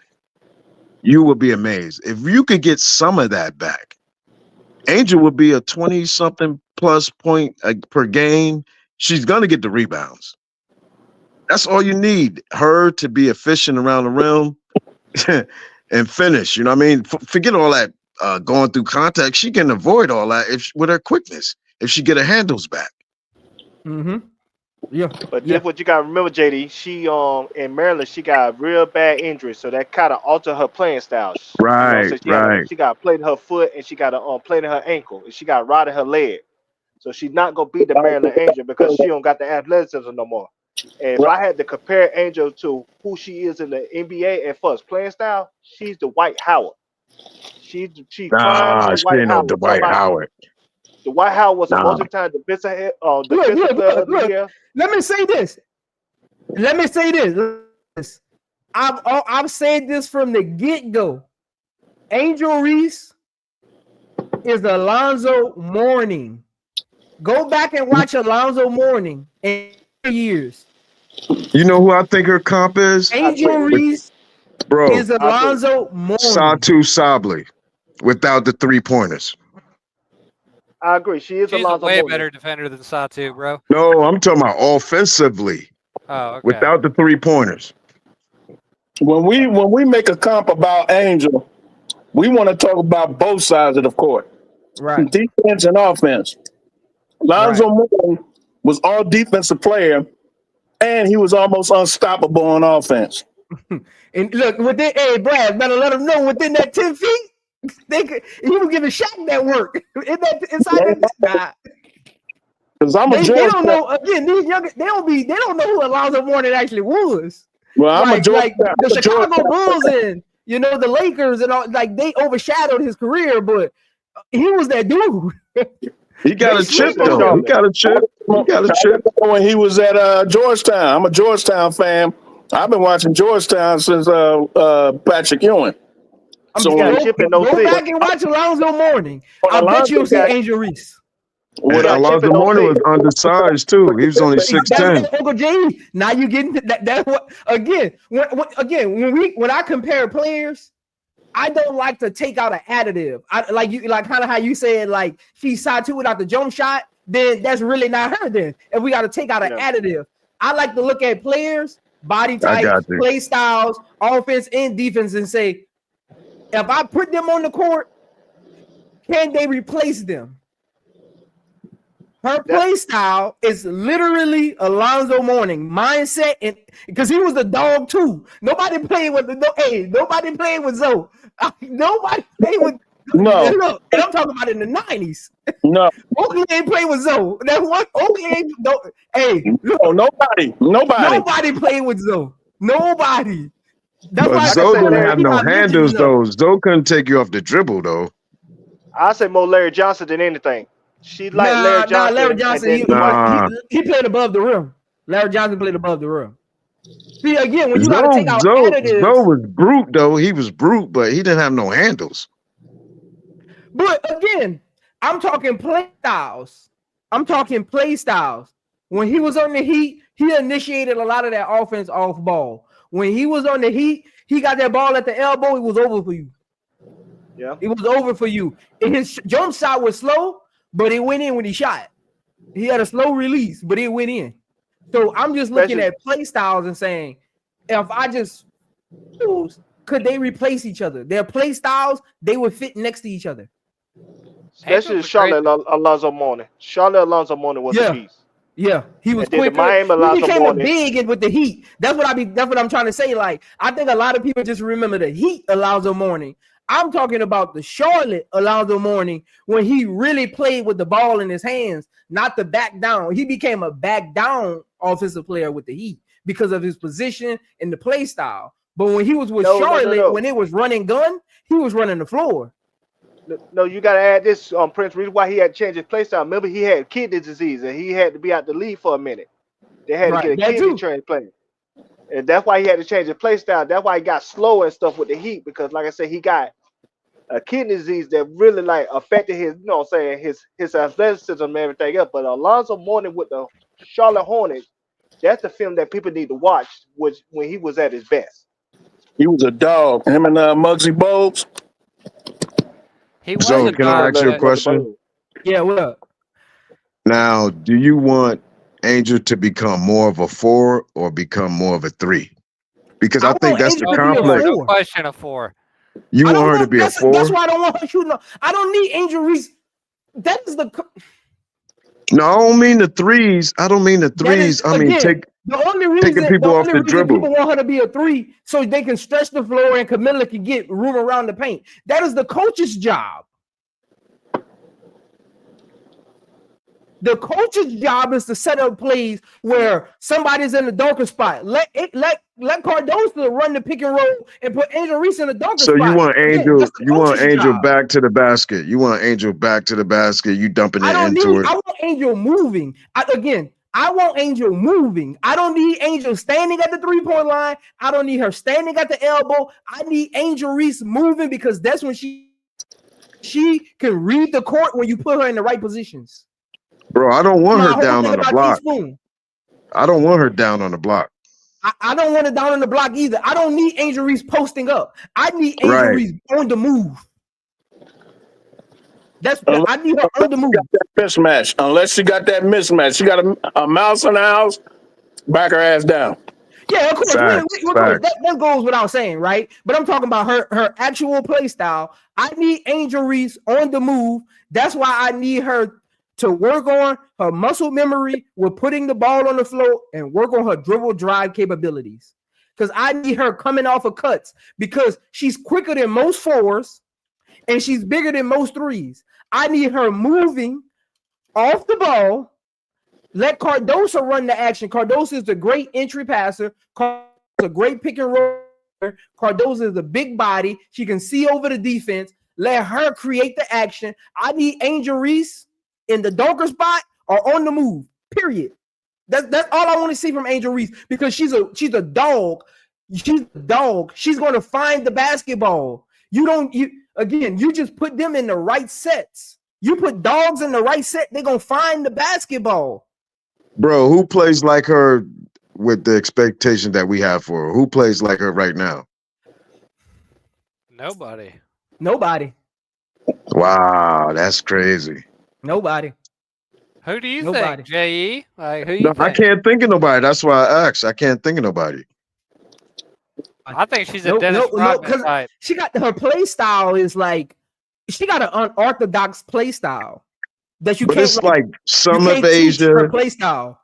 It's like some of Asia, some of like Satu. It's like a mixture. It's like I don't Actually, know. I don't think she Offensive plays player. nothing She's like a Asia. defensive player. You don't think she play like Asia? I don't. I looked at film of Asia. I don't think because I actually remember. I don't know if he was on the stream that day. I wanted to do a breakdown of Asia Wilson's game to show people how great she actually is, how she pick her spots, how she only stays in certain areas of the court, how she screens only when necessary, how she catches the ball with her left hand every time. Like I actually wanted to do a breakdown, but I just never got to it. They don't play they don't play nothing alike at all. I thought she was always similar to Hamby and Asia. What about Hamby? Nah, Hamby's a good rebounder, but I mean, it'll be more so like Jacquel Jones. No, Nah, she don't play like Jacquel. Nah, she don't play like Jacquel at all. Jacquel is a stretch five. Angel Reese plays like that's the game. Angel Reese. That's why I can't go into it. Angel Reese is Angel Reese. There is no other Angel Reese. Yeah, she got an orthodox style. I agree with Brass. Like I don't see nobody in maybe gonna have a young lady in the next couple of years that probably got her play style, but like as of now, nobody replicates what she does. Because you gotta when you say play like, you gotta think about somebody that can replicate her play style. I don't see nobody replicate her play style because most of her play effort versus talent. So you can't replicate effort a lot of the time. That's the reason why she's broken veteran records. She didn't just break rookie records. She broke veteran records as a rookie. That's how different she is. She's totally elite. She's broke league records. She's so elite. She's an elite effort player. She's an elite competitor. Like because you can't really that it got to be in you already, and you have to your play style has to be like that. Like Asia is smart with the way she scores. So her and Angel Reese play differently. Nafisa Collier, she's more back to the basket than anything. Jacquel Jones is more of a stretch five. She'll only take advantage of small defenders, but she's a stretch five. You won't see her posting up a lot unless she has an advantage and the play call is for her to post up. Other than that, she's roaming around the perimeter. Like Angel Reese's, if Angel Reese at what average this year, I guarantee you 80% of her points came from hustle plays. If I go pull footage, 80% of her points came from just hustle. Man, no question about that. She don't really. You can't mimic her play style because it's effort. It's like you just got to be in the right spot and want it more. And instinct. So, bro, if you was getting a trainer for her, what kind of trainer would you get for her? Again, I'm getting a trainer who knows. She needs to shoot. I'm getting a trainer who knows how to read, who can teach me how to read the court and take advantage of opportunities. That's where I want her to improve at. I want her to prove at understanding the court and taking advantage of opportunities. Because when you understand when an opportunity is in front of you to score, you're great. That's why I say I don't think it's confidence. I think it's a lack of understanding for Angel Reese of how to actually score when opportunities are in front of her. And that's something that you got to just learn through experience and watching film and talking with trainers and coaches. Like Angel Reese, if I'm Angel Reese's trainer, we're not even going to the court. I'm pulling up film. We're watching film for 2 weeks on where she needs to be on the court, where she can get easy shots at, because when she gets on the court, it's going to be effortless because she plays with so much effort. It's like, hey, when they're in this dunker spot, look, you just go back and forth right here. You just run V cut or curl right here. You run high elbow right here. You get to the nail on this, like, because she don't have a problem with moving. A lot of great scorers have a problem with moving if they're not getting the ball.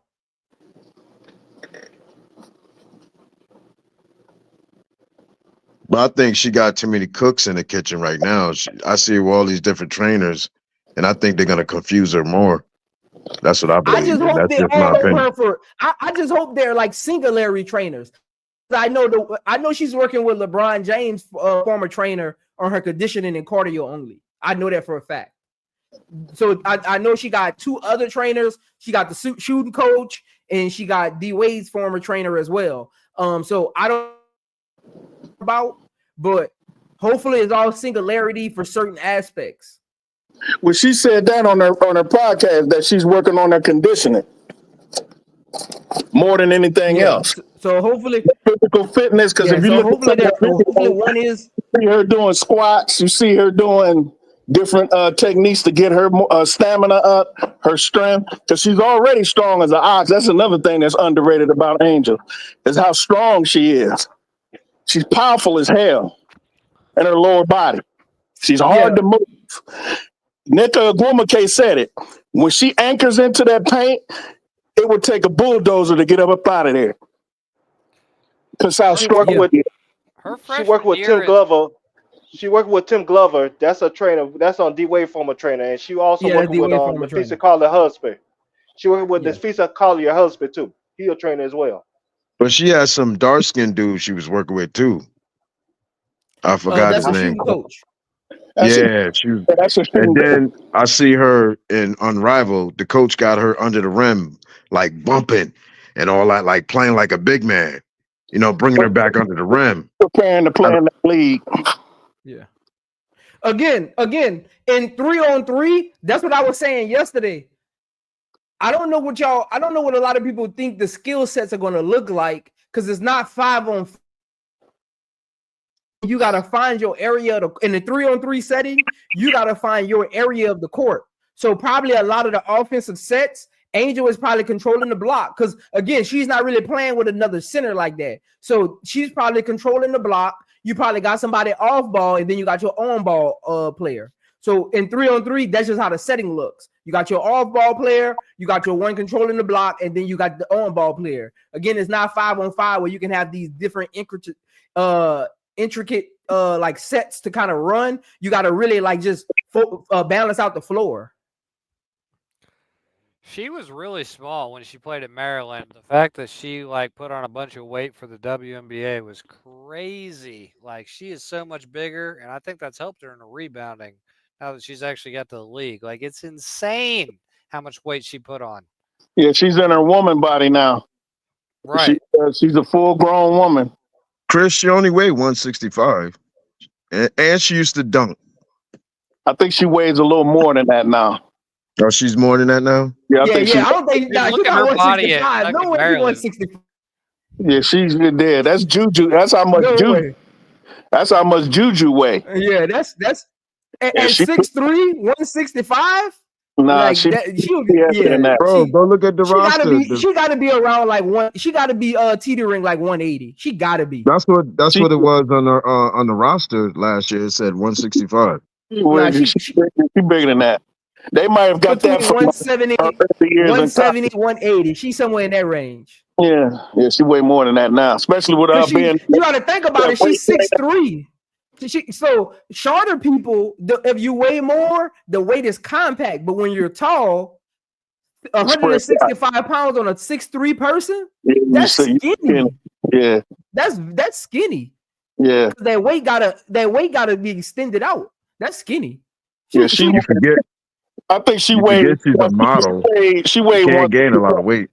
She weighed 165 when she was at LSU that first year, but she's gained weight ever since because she's been in weight training and her diet. So she's and plus I recently saw where I forget which one of her trainers. They said because they were weighing her, and she was like at 175, 174, 175. So by now she might be up to like 179, 178, 180, something like that. And at her size, and her frame, she can easily carry that. Yeah, I mean, because on Google they got her at 165, like Uncle J.E. said. But I think that's coming out of college weight. Yeah, that's what I'm saying. Because I saw the same thing. But I saw and a she video. put on weight during the season because she even said it. She had bulked up during the season. She Right. even said it. Yeah, Exactly. she put on more weight.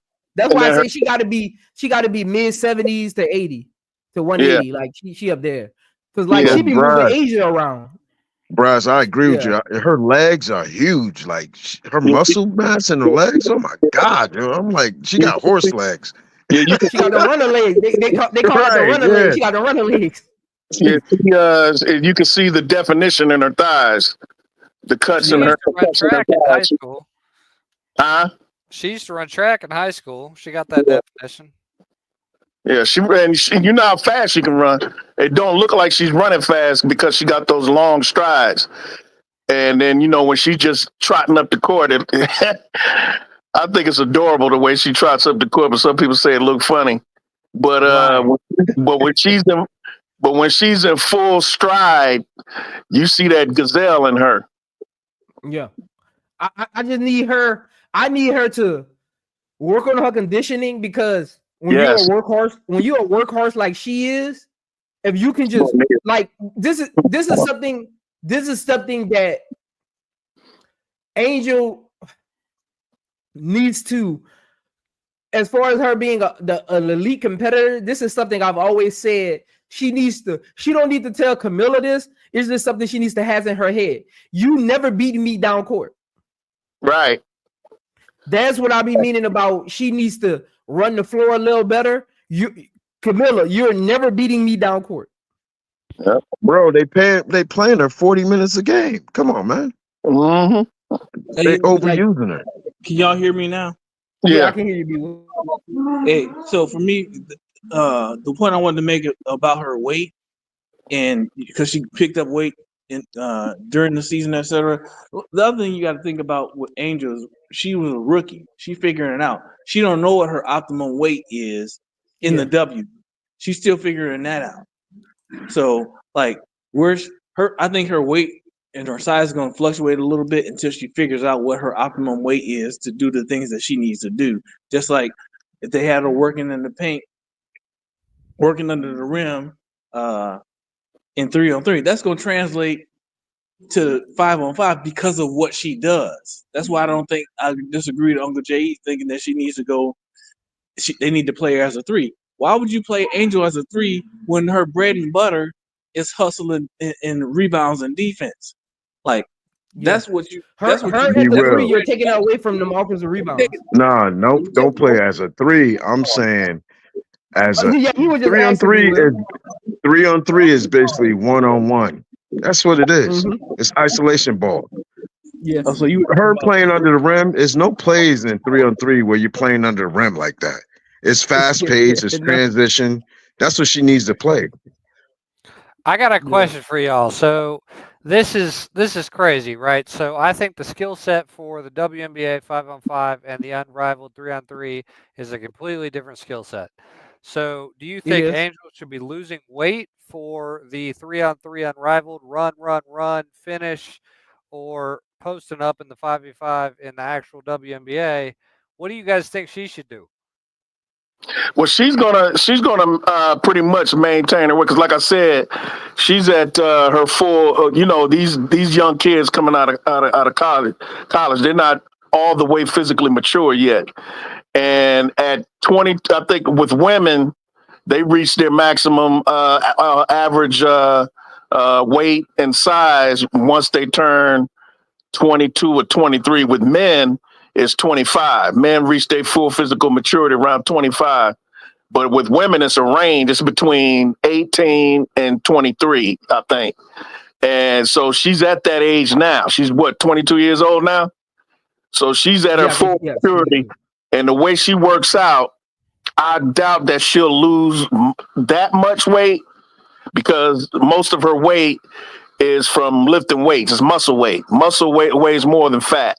Right. So her musculature will keep her in that 170, 175, 180 range. Because I know a lot of athletes, when they work out in the off season, they put on a lot of weight because during the season, they're not going to be able to train Exactly, because they're not going to be able to train during the year like they do in the off season. So when they lose weight during the season, they're actually at their optimal weight. You see what I'm saying?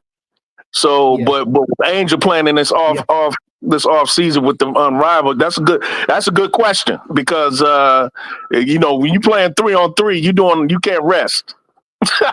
A lot of running. That's a lot of running, especially they playing full court 3-on-3. Usually 3-on-3 is half court.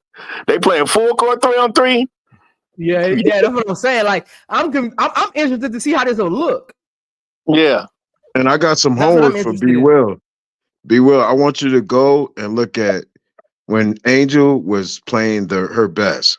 It wasn't when she was under the basket or back to the basket, bro. Look at the Elite 8 game. Angel was in transition. She was running basically point forward. Yeah. She's always moving, bro. That's what we want Angel to get back to. Back to the basket.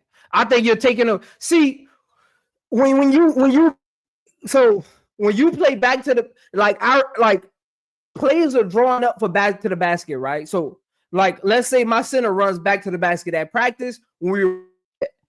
He go back to the basket on the third pass. On the first pass, he probably in the dunker spot. On the second pass, he probably goes to the elbow. On the third pass, he's back to the basket, right? Because he's probably coming off the short curl or something. He's probably coming on the baseline. So when he goes into back to the basket mode at practice, we know that he only can do certain things because his back's to the basket.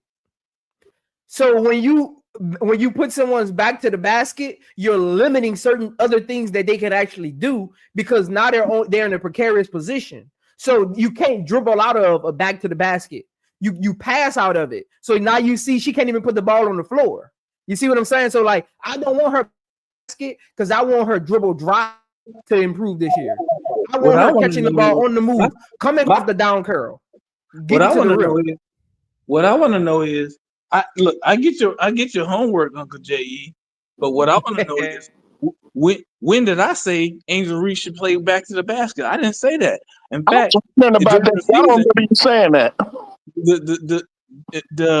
During the season, I was arguing with people who thought, "Oh, we need to feed Angel in the post." Why? That's not her game. You know what I mean? Like, so when I say play her at the 4, not 3, it's not because I think she should be a back to the basket type of 4. There's different types of 4s. So I'm just saying, stretch 4s like stretch 4s don't have it back to the basket. Yeah, and I don't even necessarily think that she needs to be I'm just agreeing with you when you said there are different types of 4s. Yeah, I'm saying I'm like Zoe. Angel need to be on the move. She don't need to be clogging the paint. Like again, the post ain't her game. I don't need her to develop. She won't get as many rebounds if she's not in the post, though. Well, no, but she don't. So her rebounds don't come from her being in the post. Her rebounds come from her being where she need to be and her understanding. That's just effort. Rebounding is effort. Like that. It's not her being in the post. It's her being in the position that she know the ball is going up. If I don't got the ball, she's Dennis Rodman level looking at it. Chris in college she averaged almost 24 points and 14 rebounds, and she was playing that transition game. Yeah. So she's gonna get those rebounds. Again, that's why I keep saying, listen. That's why I keep saying y'all not looking at the bigger picture. Look, y'all know me. Look at it from a basketball lens, not a narrative lens. That's why I'm so confused and distraught. And I think that communication is coming from we're looking at what Angel Reese did last year and saying she needs to improve on these things because if she is, they will win more games. If she did this player would look better. If she did this, look better. That's not how basketball works. That's the GM. Y'all giving her the GM's job. Y'all want her to do something because the GM failed. Y'all wouldn't be focused on her jump shot if they put shooters around her. Y'all wouldn't be focused on her entry passes. Y'all wouldn't be focused on her back to basket game if they gave her a real. You see what I'm saying? Like we got to look at it from an actual basketball lens of play styles. That wasn't a good team. It's not. I think we all think she's elite. That's what I look at it from. When I look at Reese's game, I say Reese played the exact same way and just improved this. She gonna be on the right path. Say if she dribble drive, this improves her transition running, she's on the right path for me. Because that's Jeff's job to put shooters around her, so she don't have to be the stretch forward. Listen, I'm a Detroit Bad Boys Pistons fan. I grew up in Detroit, so I know exactly what Dennis Rodman can do for you. So for me, I don't need Angel to ever be anything more than a Dennis Rodman. If that's her comp, she gonna win the championship. Nah, Angel more than Dennis Rodman, bro. She's more than that. Dennis Rodman was great. She's more than Dennis Rodman. Dennis Rodman wasn't offensively acute like Angel. Angel is an offensive player. Y'all understand what I'm saying. Yeah, look, Dennis Rodman did what he had to do to be in the league and be great. Dennis Rodman found the niche with Detroit coming off that bench and said, "This is what I got to do to stay in the league and make the Hall of Fame." That's the only reason he was on.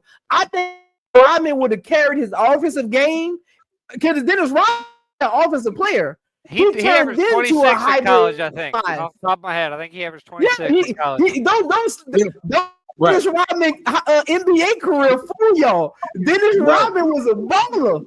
He chose to play that type of basketball because he knew that's what he needed to do to stay in the league. He found a niche and continued to get better at that niche. Yeah, but Prince, my whole point is Angel is more than a rebounder. She's more than that. And Dennis was more than that. He was with Detroit. Dennis was more than that when he was with Detroit. Yes, he was a scorer off the bench. Yeah. And and again, Detroit didn't need Dennis Rodman to be more than what he gave them. No, because they had Dennis Johnson coming off the bench, the microwave. And play with the second unit. Yeah. And here's the thing, Uncle J. I don't mind you saying that Angel is more than Dennis Rodman in terms of her skill set, her offensive ceiling. I'm okay with that. I'm just saying I don't need her to be any more than what that is. You know what I mean? Because you got to put the pieces around Angel Reese. Like Zoe said, don't be blaming Angel or what Angel doesn't do on some stuff that's the coach's job and the GM job. That's how I look at that game. That's a coach's job. So I'm 100% there with you, Zoe. And again, what Chris said earlier, or somebody said earlier, when Sean Kemp and Gary Payton was sitting there talking about the Bulls, they said they did not fear Jordan like they feared Dennis. Amen. I did say that. Yes, the Jazz too. Yes, the Jazz. Exactly. The Jazz hated Dennis Rodman. They hated Dennis Rodman. Let me tell you, Dennis was a problem. He was a problem. He's one of the main reasons that the Bulls, the second three-peat, was won because of him. If they didn't on that second three-peat, they needed him. Just as much as he needed them, they needed him. Listen, on the Detroit, I agree with all that. On the Bad Boys back-to-back championship team, what took them over the edge? Putting Dennis Rodman in the starting lineup. Yep. You know what I mean? I agree with all that. Coming off the bench. When he was with Detroit, he was putting the ball in the hole. He wasn't I remember Dennis Rodman when he averaged 10 points, 12 points a game. I remember that. Yeah. I remember that. I know you but remember. Dennis Rodman is known for his defense and rebounder. Angel is more than a defensive. You're just saying Angel is an all-around better player. That's what you're saying. She's an all-around better player than that. And I don't mind that.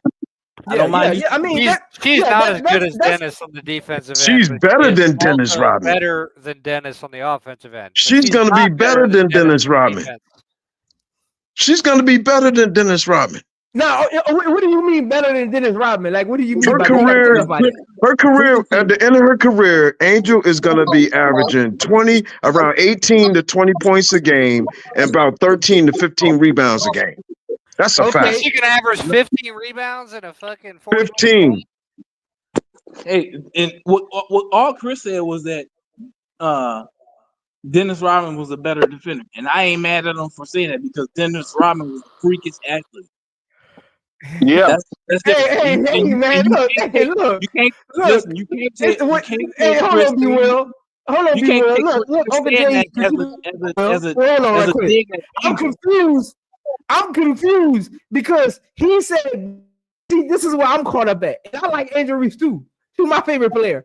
But when we talk about better than Dennis Rodman, what does that actually look like? I don't know because he was better. You know what I'm saying? What I'm saying is Dennis Rodman, he was known for his defense and rebounding at the end. He won his championships and everything because he was an intricate part, because he'd do all the dirty work. I get Angel's that, more. I get more that, than. Uncle J.E. Listen, I'm trying to land. I'm trying to land. I'm trying to land. Angel is more than a glorified role player. That's what I'm saying. Angel is the star. She's that girl. She is it. Brass. I was talking about Brass. We about to talk about. Look, we can't be doing this, man. We can't be doing this. We can't. Man, listen. You must. I've been watching Angel. Yo, bro, my wife brought me to women's basketball. She was talking about South Carolina, and she was telling me you need to watch the South Carolina game, right? And they was playing LSU. This was 3 years ago. And it was Aaliyah Boston against Angel. And I saw Angel playing. I said, yo, who is this girl? I said, yo, she gonna be special. I fell in love with it from that point on. Yo, Angel Reese is different. She's more than just a defensive player and a rebounder. I'm trying to tell you. She is. This is understand me. I want y'all to really understand what I'm about to say. When we start talking about being better than someone, it's bigger than just the stats. You got to bring responsibilities in. Like you got to bring all that into being better than someone. Like that's a big statement there, Uncle J.E. I'm an Angel fan too. Like Prince, do you think Angel career is going to be better than AB than Aaliyah Boston? Tell the truth. Yeah. Okay, that's what I'm saying. You think Angel career is going to be near or close to Asia? Tell the truth. Say that again. You think Angel career is going to be close to Asia Wilson? Near it. I think Angel will win multiple Defensive Player of the Years. I don't think she'll win multiple MVPs. Angel gonna have 2 MVPs, I bet you. Okay, you might be right. Angel gonna have within 2 or 3 years. Angel gonna be an MVP. And this is wild. Juju is in the league. Paige, all them. Asia is y'all realize somebody like Jacqueline Jones got an MVP? Y'all realize that somebody like Tina Charles got an MVP? Facts. Y'all don't think Angel gonna get one? Y'all crazy. I didn't say she was number one. I don't think she is, but I don't want. She's gonna get multiple because she's a better player than those. You know me. I love you, Angel, and I think she will. But boy, oh boy, that Angel Wilson ain't done yet, bro. No, Bryce. I didn't say she's gonna be better than Asia now. Nah, I didn't say she's gonna be better than Asia. I said she's gonna be in that territory. Asia is a dog, bro. Asia is a certified 100% grade A dog, and I'm telling you, he ain't done yet. So I got a question though. I got a question for the panel though. What, like you know how we just said? Think about this. We just said, will Angel be close to Aaliyah Boston? Will Angel be close to Asia? Why can't we say who's going to be the next Angel? Because that's when we get into the conjecture, though. Ain't nobody like it. Like, let it be that conversation versus this player will be better than this player. Angel Reese is creating her own path. Her play style is unorthodox. It gonna be Anissa Morrow. Say it again, Chris. That's Angel Reese. Hell no. Anissa Morrow, LSU 6'1", Gonna be that's Angel Reese. 20 rebounds a game. Hell no. That's the only comp. Nah, Morrow don't got as much. She don't got as much dog as Angel. Be like Candace No, Parker. I agree. Candace Parker came in the league. Candace Parker came in the league and created her own style, created her own window. Why can't Angel Reese do the same thing? See, the only thing, Prince, I don't think Angel's gonna be the GOAT at the end. I don't think that's gonna happen. But Angel's gonna be a well-accomplished player when she's done. You don't have to be the GOAT to create your own avenue, though. Oh, she's gonna create her own avenue. She's gonna have multiple championships. She's gonna have a couple MVPs. Defensive player of the year, she's gonna have a couple of those. But I don't think she's gonna be the best of all time. Nah, I don't think that now. Hey, by the way, you don't know. By the way, I'm watching. I didn't get a chance to watch the game this weekend. I'm watching Maryland versus Minnesota, and Cheyenne Sellers is going ham. Hey, don't worry. First episode when I do my, don't you worry. Cheyenne Sellers, 3rd overall pick. The Sky, they're gonna need a point guard, and Olivia's gonna be gone. Go ahead, talk about it, Chris. Talk about it. Chris, what you said? I said Cheyenne Sellers is going to be the 3rd pick off the board because the Sky need a point guard, and Olivia Miles. Hey, don't be saying that, man. Hey, nah, we ain't doing that. Olivia Miles going to be gone. Nah, we're not doing that. Talk about it, Chris. It's not out of the realm of possibility. Nah, we getting Citron, man. Nah. Okay, I'm not mad at you, Citron. You're not going to take a Kiki Area Finn because you don't need a big. But I mean, if you took Sonia Citron, I'm not mad at that. But I think we getting Sellers at the 10th pick. The 10th pick. We getting Sellers at that 10th pick. Nah. Yeah, we getting at that 10th pick. Hell no. Nah, we getting Rivers. We getting Sanaya Rivers. Sanaya Rivers, you think? Sanaya Rivers. Nah, we want Sellers, man. Last year, man. Sanaya Rivers. I want Sanaya Rivers. Me too. I want Sanaya Rivers. Chris like me. I'm not sure Cheyenne Sellers is going to be around that 10. Chris like me. As much as I want her, if we don't get Olivia, yes, sir. I like Chris. I wouldn't put it past Pagliocca to pick Sellers 3rd.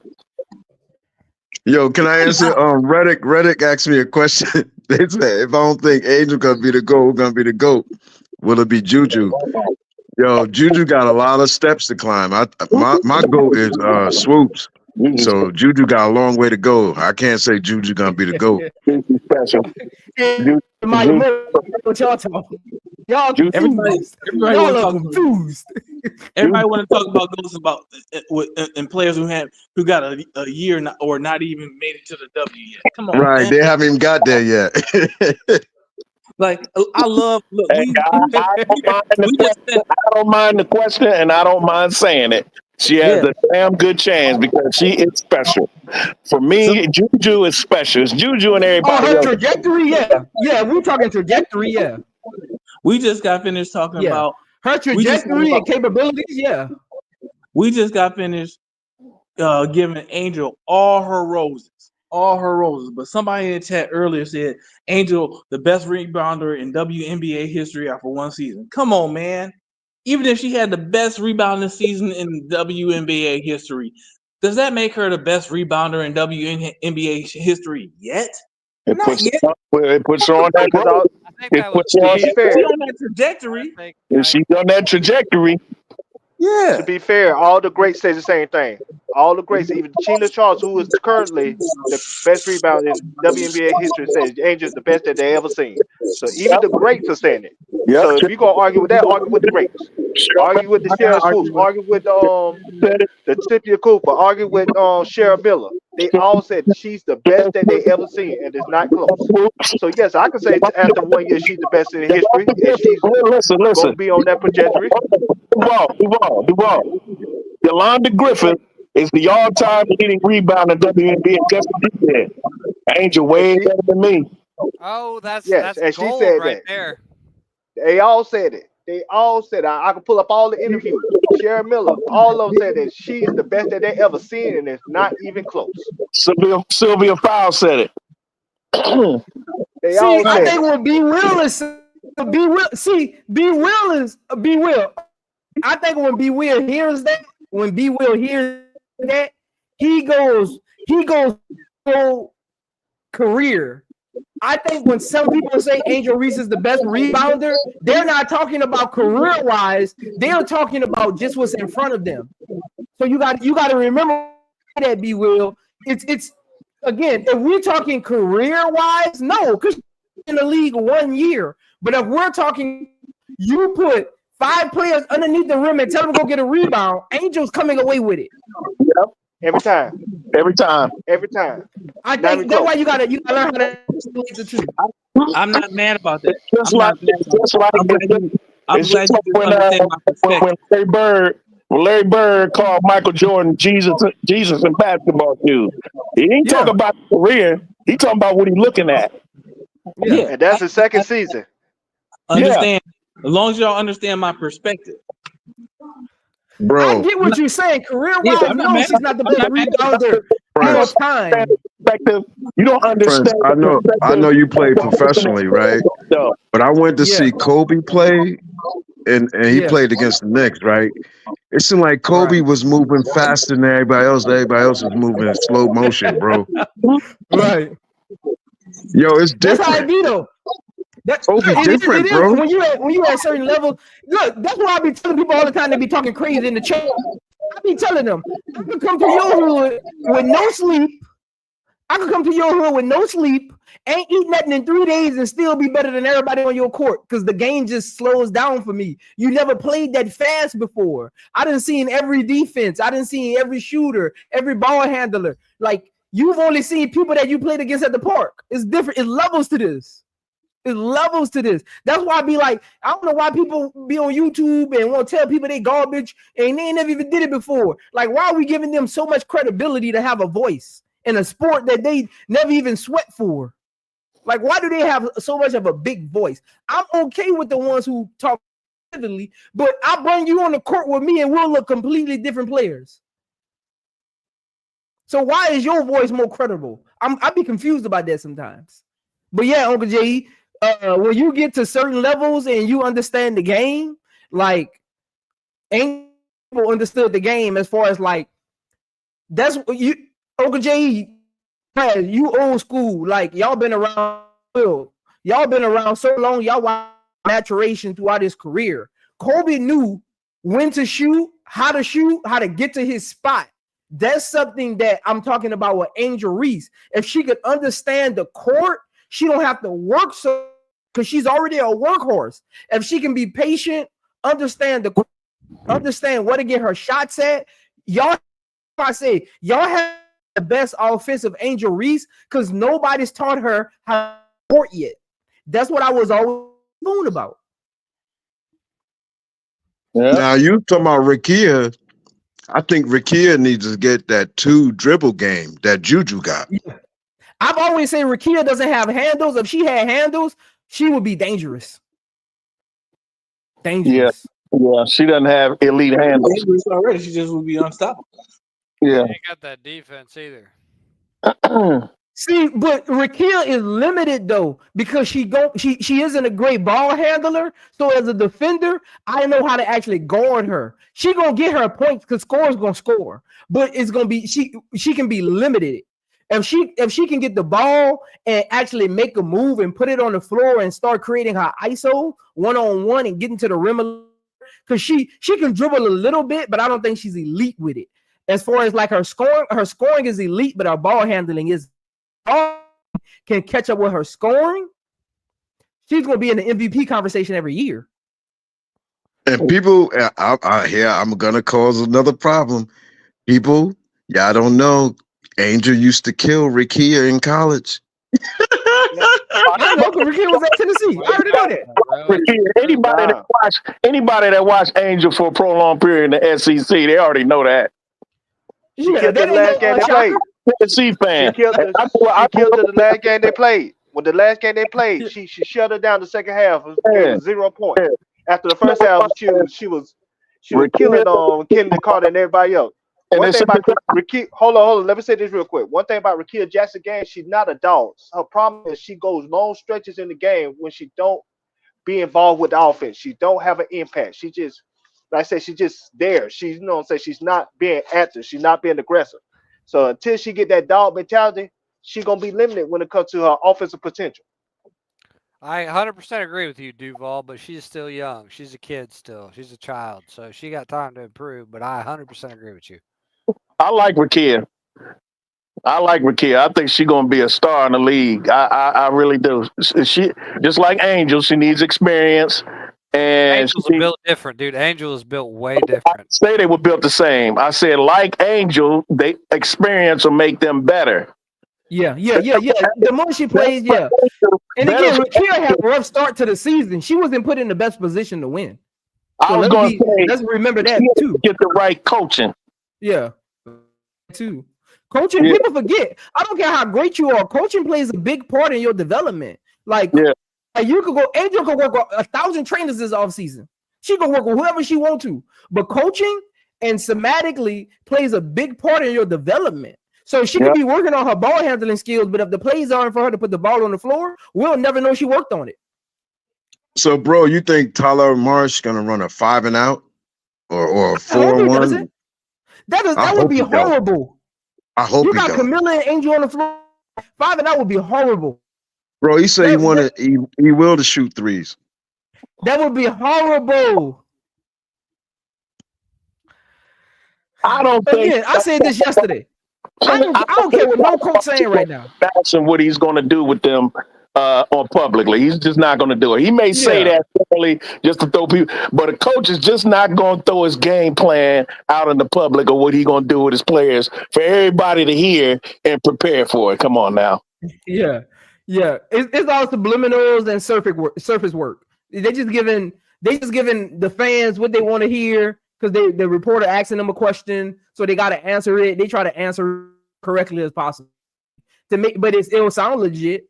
That's why I say, like, how many times I went into a season with a coach and they're like, we're gonna do this, and we never do that. Exactly. Again, you don't really know what you got. He's a fresh new coach. Does he have head coaching experience? No. Yeah, so I mean, we got to give him the same grace we wanted to give Teaspoon as far as like, let's see what he does throughout the season. Yeah. Because again, I was one of the people, even though I was hard on Teaspoon, I was one of the people that felt she needed another year. I just felt like her needed to get on the same as far as what the organization wanted to do with Angel and Camilla. Because it didn't look like they were the focal point. It didn't look like they were trying to grow the team. It looked like everybody was just out there just playing basketball. It didn't look like a team.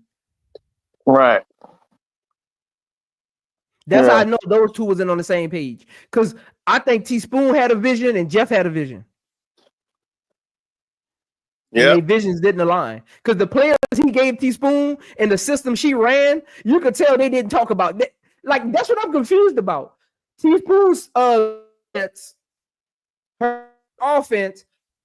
The players that Jeff put on that team was not a proponent of the 5-up motion offense. Like, that's what I was confused about watching them play. Like, did y'all talk about this? Or did you create your offense and he just picked the players? So I was confused. I never thought it was on the same page. Now, how do you implement Cardosa? Like, what does she do best, though? What does Cardosa do best? She's back to the basket. Okay. She, you know what I mean? So that's where you want her at, back to the basket? I want her under the basket, yeah. So put her in the dunker spot. So that's it. Yeah, if you look, I'm gonna tell you this. Most teams run the same plays. I'm asking you, like, if you was designing the offense. Plays, Uncle J.E. Again, you can call it whatever name you want. You can call it Arizona Cardinals. It's the same. It's the same 5-in. It's the same 4-1 out. It's the same high. It's the same V-cut Indiana. Like, they all run the same plays. They just call them different names. And a certain person, like maybe a center might do the V-cut, or maybe a point guard might do the V-cut off ball. Like, they might run different variations, but it's the same play sets. Like, they all start the same. You just might be in a certain area on the play. So, like, with Camilla, I don't mind her back to the basket, but you got to have shoot. If you're gonna play back to the basket with Camilla, you got to put shooters around her. And Angel got to move. Angel can't be standing in the dunker spot if Camilla's back to the basket. I like pick and roll with them. Yeah, pick and roll. I was thinking too. Yep. I would like Camilla and pick and roll more than back to the basket. I think back to the basket for Camilla would be opportunity only. Because Camilla. So what's your expectation for? Like, how many points a game should Camilla be giving us? I'm looking for Camilla to get 12 and 10 this year. That's why I need her at 12. This is Camilla's stat line for next year for me. And I'm gonna be like, okay, Camilla, you had a great year. Listen to this: 12 points, 10.5 rebounds, 3 blocks a game, and 2 steals. That's why I need her at. That's for the season. That's her stat line. Me that she's developed. She do that. She an all-star. Oh yeah, and I need 4 to 5 assists a game. So yeah, that's all. Is she the main? Is she the focal point? No, she's the necessary. They call it the necessary initiator when the play breaks down. When the play breaks down, Angel's not the focal either. I'm not assuming Angel is the focal either. Angel is off the ball. She's not the focal because Angel is just moving off ball depending on the play. If Angel is cutting and she's open, give it to her. If that cut isn't open, we run the next set. That's how you do that. You know what? You just always know what Angel is because she's the workhorse of the set. So you got your workhorse of the set. Like you ever watch the Lakers play? If LeBron and them running a set, notice when the play breaks down, they call AD out there. He's the initiator of the secondary set. When the play breaks down, let Camilla be the initiator. She comes sets the pick and roll screen, her at the high break, or you give it to her at the elbow, and you run off ball action, whether it's backdoor or somebody rolling on the curl to the wing. That's how you do that. You don't put Camilla in the official set. She runs the necessary set because she's a great passer out of it. He one of them ones, y'all. He one of them ones. Hit the yeah, that's why I'm one of them ones. Hey, one of these days, man. Hey, look. One of these days, I'm gonna get there, B. Will. Well, I'm gonna get there. One of these days, man. Look, I'm trying to get on that big screen. Y'all with me, man. I'm trying to get on the big screen, man. I'm bringing y'all with me, man. But yeah, that's Uncle J. That's how I would run her. I mean, I don't got no problem with you. So if Camilla is back to the basket, where's the point guard? Right. Because we say we want a floor general. So in your offense, your guard is your dominant player, your focal point. Okay. No, I'm asking you. That's what I'm assuming. It depends on the set. It depends on the set. Because if I'm running motion, we just really just running a high pick and roll. Honestly, I hate how people make motion so complex. You're really just running high pick and roll, and your off guards just rotating wing to wing or box to box. Like it ain't like people be making plays so complex. Now, if we running something different, then of course my ball handler setting up the play and their ball or their on ball floor general, and you got your going corner to corner, and your 4 and your 2 is probably running the pick and roll off ball. You know what I'm saying? So like it really depends on the set. So that's why I was talking about with the third pick, when I hear people say they want a point guard, what is the other 4 players' responsibility then? Now you know, because people just be like, we want Olivia Miles. Why do you want Olivia Miles? And what is she gonna be doing? Not turning the ball over. Something basic as that. Like some people like Lindsay Allen, Dane Evans. So like some people I know that won't be throwing the ball over the backboard and into the audience. That's what she's not going to do. That's what Olivia Miles is not going to do. Now everything else is negotiable. Everything else, as long as she don't do that, I'm good. Hey, you gotta lay off of Lindsay Allen, man. She ain't do you nothing. Whatever. You don't like Lindsay Allen. I don't like Dana Evans, Lindsay Allen, Marcus Allen, Philly Allen. I don't give a damn. Any Allen that was out there in the Chicago Sky uniform, I didn't like. So, bro, we gotta keep Kennedy in your offense. Kennedy, who? If you gonna have 2 bigs, Romy in the 15 feet perimeter, you need shooters that aren't afraid to shoot, because now Angel can be the workhorse she wants, because guess what? We putting the ball up. Angel can crash the boards. If we just running this offense where we trying to get at the shooters in the corner and all of this nonsense, then that's not the place. That those sets are to Angel Reese's detriment, to be honest. That's why I say, like, when you got players, the coach's job is sure their sets replicate the players. The players don't fit into your system. You put the system around the players. Other than that, so would Jewel Lloyd fit? I don't think Jewel Lloyd is a good fit with the Sky. So you think Jewel Lloyd would fit good with Carmella and Angel? Play style. She shoots a lot of threes. Play style, she fits. Her play style fits. I just would keep Kennedy over her. Right. Because she's a willing, aggressive shooter on the wing. I just would pick Kennedy over her. Age-wise, camaraderie with Angel Reese and Camilla. Like, if you notice, I haven't heard Angel Reese or Camilla say one bad word about Kennedy Carter, and Kennedy Carter hasn't said one bad word about them. And you know Angel Reese gonna speak her truth, and you know Kennedy Carter gonna speak her truth. Yep. And that's why I'm confused at why people think Kennedy Carter can't go back into that locker room, because your main players haven't said one bad word about her. I don't care what the other little they don't matter to the grand scheme of things, because in 1 to 2 years they won't be there anyway. We shaping this roster up to go on the championship run. Yep. That's what people gotta realize. Hey, look, y'all gonna learn something over here. y'all be giving the wrong people the wrong energy, man. Y'all be listening to like, what are we doing? What is your read on this thing about Pagliuca not giving her a qualifying offer and letting her become a unrestricted free agent? Again, I said this. Remember when I did the free agency thing about people spreading the rumors about Kennedy Carter a while back? Remember I did that? Stop listening to false narratives, because that's not how free agency works. I said in that one, go back and watch. I literally said they're not going to her. I literally said that because she's not on her rookie contract anymore.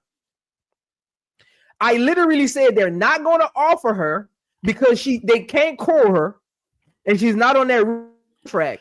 Plus, why would I offer her if I don't know how the league views her? I would be a bad GM to give her. Let her go be an unrestricted free agent. See what's out there. I'll just match anyway. If I want her back, no matter what another team offering her, they're gonna offer her that anyway. That's why I'm confused at why people in the uproar are about her not getting the offer sheet. It's the type of player she is. Give it to Dana Evans them, because they don't care about them. They're probably trying to make sure they come back to put them in a trade package. It's bigger than y'all think it is. It's levels to this when you think about how teams move. You don't offer somebody like her the whole time. So I believe stuff. I'm like Bernie Mac. I believe it when I believe stuff when stuff happens. I ain't in an uproar. We'll see what happens in a few weeks.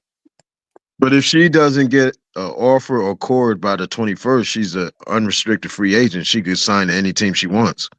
She can. That means she walks away for free. No, including the Sky. No. If she doesn't, again, what I'm saying, Uncle J.E. is agents and teams talk about teams. So I said from the beginning, I do not expect the Chicago Sky to give Kennedy Carter an offer just because of how she set up. When she was cut, teams lost the ability to call her on that rookie contract and lost the ability for her to be unrestricted free agent, whether she was qualified or not. She got cut. So what happens with Kennedy Carter is the type of player she is. You're able to, if another team wants her, now we can do a sign and trade. You let her become when you restrict Kennedy Carter's, and it's really hard to explain. I need to get my docs together to really show y'all. When Kennedy Carter starts getting offers, her agent, Chicago Sky behind the scenes, can talk and say, okay, you want to go, Let's do a sign and trade. Okay, that is what they're offering them. We won't back, even though we haven't said it publicly. Again, behind the scenes, the Chicago are probably telling Kennedy Carter, we want you to come back, but we want to make sure you come back at the right price. They're probably doing her a favor of letting her see the market, because now they know behind what we can offer her. Hey, Dallas want to give you this. Okay, Minnesota want to give you that. The agent go back to the Chicago, say, hey, this is what they're willing to give her. But again, Prince, what I'm saying is the 21st, if she doesn't get a offer sheet by the 21st or accord, she's an unrestricted free agent. She can sign to any team she wants. Chicago won't have a say. This is why I'm asking you. I know they won't have a say. I know they won't have a say. That's why I'm saying, in the scenes, if Chicago has a say, if they gave her the core, again, we're a bad relationship or not. Jeff won't even speak on it. We don't know. I'm just saying, this is what how I'm feeling about it. I'm just saying that when you're a free agent, a unrestricted free agent where you can go where you want to, sometimes that helps you get a little more money back from that team, because they can't match the offer because she's not restricted anymore, but they can say, okay, this is how the market is viewing you. We'll give you this. Again, but the only way they could do that is if they core her. If they don't core her, they don't have a say. That's not what I'm saying. I'm not saying they have a real say. I'm not saying, I think y'all hearing me wrong. I'm not saying Chicago can control her. What I'm saying is behind the scenes, they probably got a relationship than we think with her agent, where teams are saying, if she's restricted, we're gonna lowball her because Chicago can match it. If she's unrestricted, I'm telling y'all, teams behind the scenes play games, man. I'm telling y'all, because we don't know what kind of relationship they actually got. Hey Zoe, at the end of the day, you right, Uncle J.E. She becomes an unrestricted free agent. Chicago no longer has the right of first refusal. That's what you're getting at. But she's an unrestricted free agent. That means she can sign with any team. Any team includes Chicago. Exactly. It includes Chicago. Yeah, that's what I'm saying. Uncle J, you know what I mean? I'm not saying your definition is wrong. I'm just telling you it's probably bigger. It's probably more going on behind the scenes than we just think it is. Sometimes it's not simple and basic as they didn't give her the qualifying offer. They're not calling her. That means she's leaving. What I'm saying is, relationships are bigger behind the scene than we think, where she probably is able to not get lowballed if she's unrestricted. A team just gonna match it anyway. So behind the scenes, we don't know what kind of relationship they actually got. Does anybody in these YouTube circles actually know Chicago Sky and Kennedy Carter's relationship? Is that what Twitter says? No. So that's what I'm saying. Like, we can't believe everything we just see on Twitter, because we're not privy to their conversations. I'm not even saying that will happen. I'm giving a perspective. Yep. Because that's all I'm saying. I was the whole time talking about Kennedy Carter getting a bag. I wasn't talking about her being a free agent or none of that. I'm saying I get they're not giving. I said it. They might not give her a qualifying offer just because of the type of player she is. I literally said it in my stream. That's why I was like, I don't know why we in the uproar about the qualifying offer. I literally said it. I could see them not even giving her the offer sheet just so she can see what's out there as an unrestricted free agent, because the relationship sometimes is bigger than what we see. But Zoe, the 21st is next week. So when the 21st runs around, if they haven't given her an offer sheet, they haven't called her, she can walk away. Say she signs for the Aces. Chicago can't do nothing. I know they can't. Uncle Jay, I'm not saying Chicago has any control over Kennedy Carter.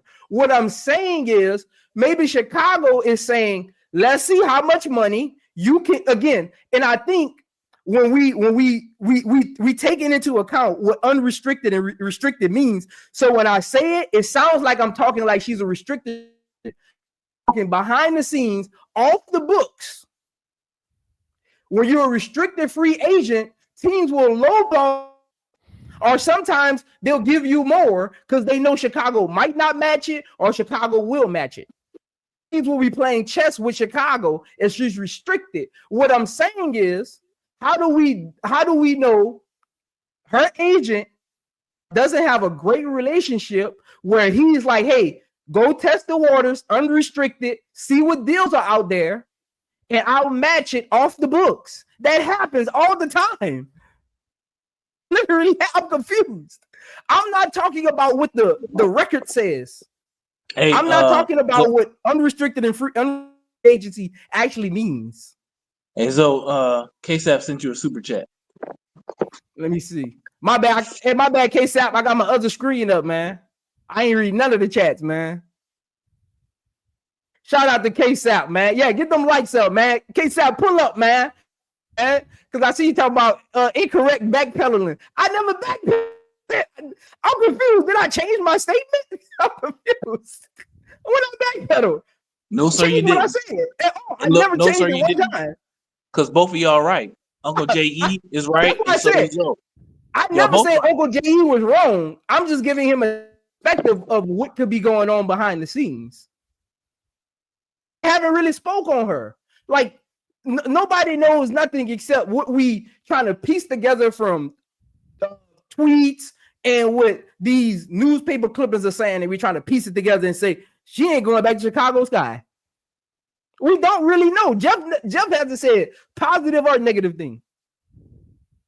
But shout out to KSAP for the $5 super chat. Hey, make sure y'all hit that like button, man. Hey, let me my 900 subscribers. If I'm not, look, y'all getting all this good media over here, man. So, see, man. But he offered 3 other people offer sheets. Why wouldn't you offer the lead, the score? He offer Dana, Michaela, and the girl we got from Minnesota. Doing the trade to get Angel Reese. That's why I said earlier, those pieces are easier to move. Bro, again, they could be giving them qualifying trades. They're easier to move. So I'm just saying, this is the leading scorer of your team. You wouldn't give her some kind of offer sheet or call her at least?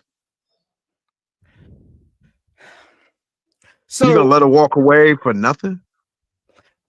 Again, now you're getting to where I'm going with it. It doesn't make sense. The way that they're carrying it, it doesn't make sense for them not to even offer it to her and put her in a signing trade, which that's what I'm saying. The type of player Kennedy Carter is, it does. If she was going to leave and they knew she was leaving, why not get something for her? That's what I'm saying. If you're gonna let her go, get something for her. Right. That's why I'm coming to the conclusion that she will be back. And behind the scenes, they got something else going on. Because it doesn't make sense why you wouldn't try to get something for her. But Zoe, if you was going to get her back, they wouldn't be talking about signing Jewel Lloyd. Did Chicago? Is Chicago talking about signing Jewel Lloyd, or is that just the chatter on social media? It might be the chatter. That's what I'm saying.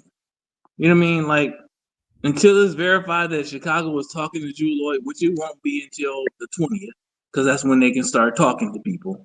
General managers are like coaches. Like I said earlier, Tyler Marsh is not going to advertise what kind of offense and defense he runs on his team, so everybody can hear it. Same with Pagliuca. He's not going to announce that we're going after Jewel Lloyd for whatever, this, that, and the third, for everybody to hear. All this stuff is going to take place behind closed doors, out of the public. I understand people respect that reporter Constable or however you pronounce her name, but she don't know. She only has people who telling her this and that and the third, but she don't know whether it's true or not. Only thing she's printing in her articles or on Twitter is speculation. It's speculative. It's suspicions. It's guesses. I guess this is gonna happen. The sources told me A, B, and C. But what about what the sources know? What sources? How do you? Brad. So that's what I'm not saying is not true that they're not going to do that. But all I'm saying is, like Zoe said, if you don't hear it from Pagliocca's mouth, we don't know.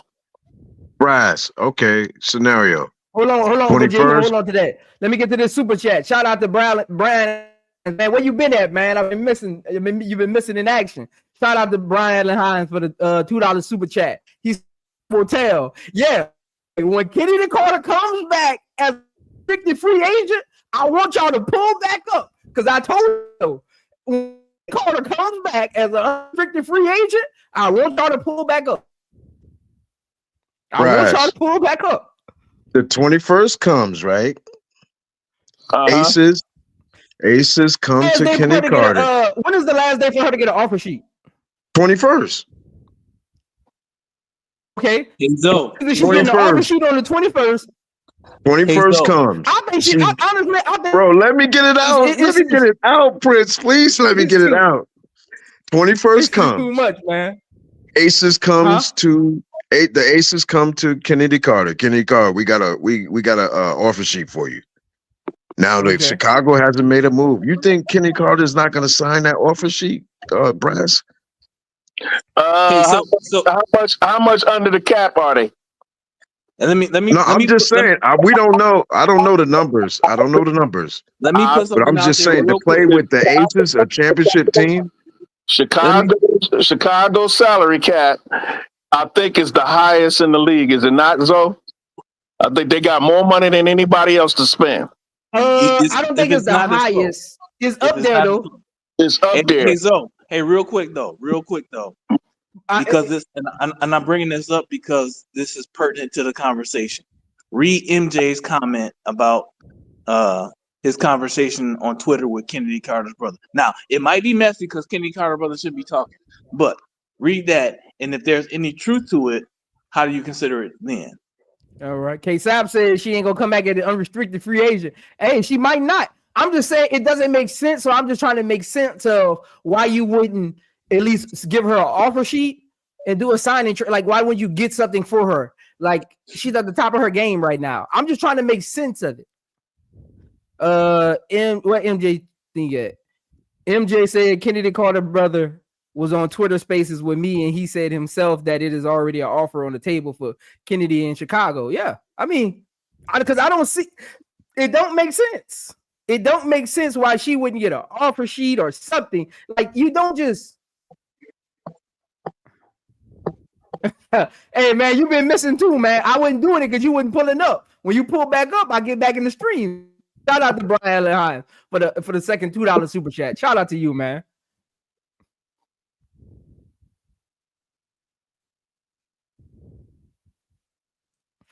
I don't know, man. It's just it wouldn't make no sense for them to allow her to just walk because they ain't gave her an offer, and you got a player like that and you ain't getting nothing back for it. That don't make no sense. Bryce, we talking about a man who traded Mabry in the middle of the season. But yeah, there's levels. There's levels. We won that trade. Exactly. We won that trade. There's levels to stupidity if you want to look at it like that. I don't think it was a dumb trade because she didn't want to be in Chicago. She didn't want to be in a rebuilding situation. And you don't want no disgruntled players on your team. She didn't want to be there because she didn't want to be part of a rebuilding thing. She thought when she came back to Chicago would be a contender. They're not, or after last year, whatever. So you throw us and out of the playoffs, you get these players who are on contract still, who's coming back next year, Banham, Jefferson, and who else was it? It was one other player, wasn't it? That's under contract? Yeah, they're under contract. These players you get from Mabry, we got the pick. The pick is good.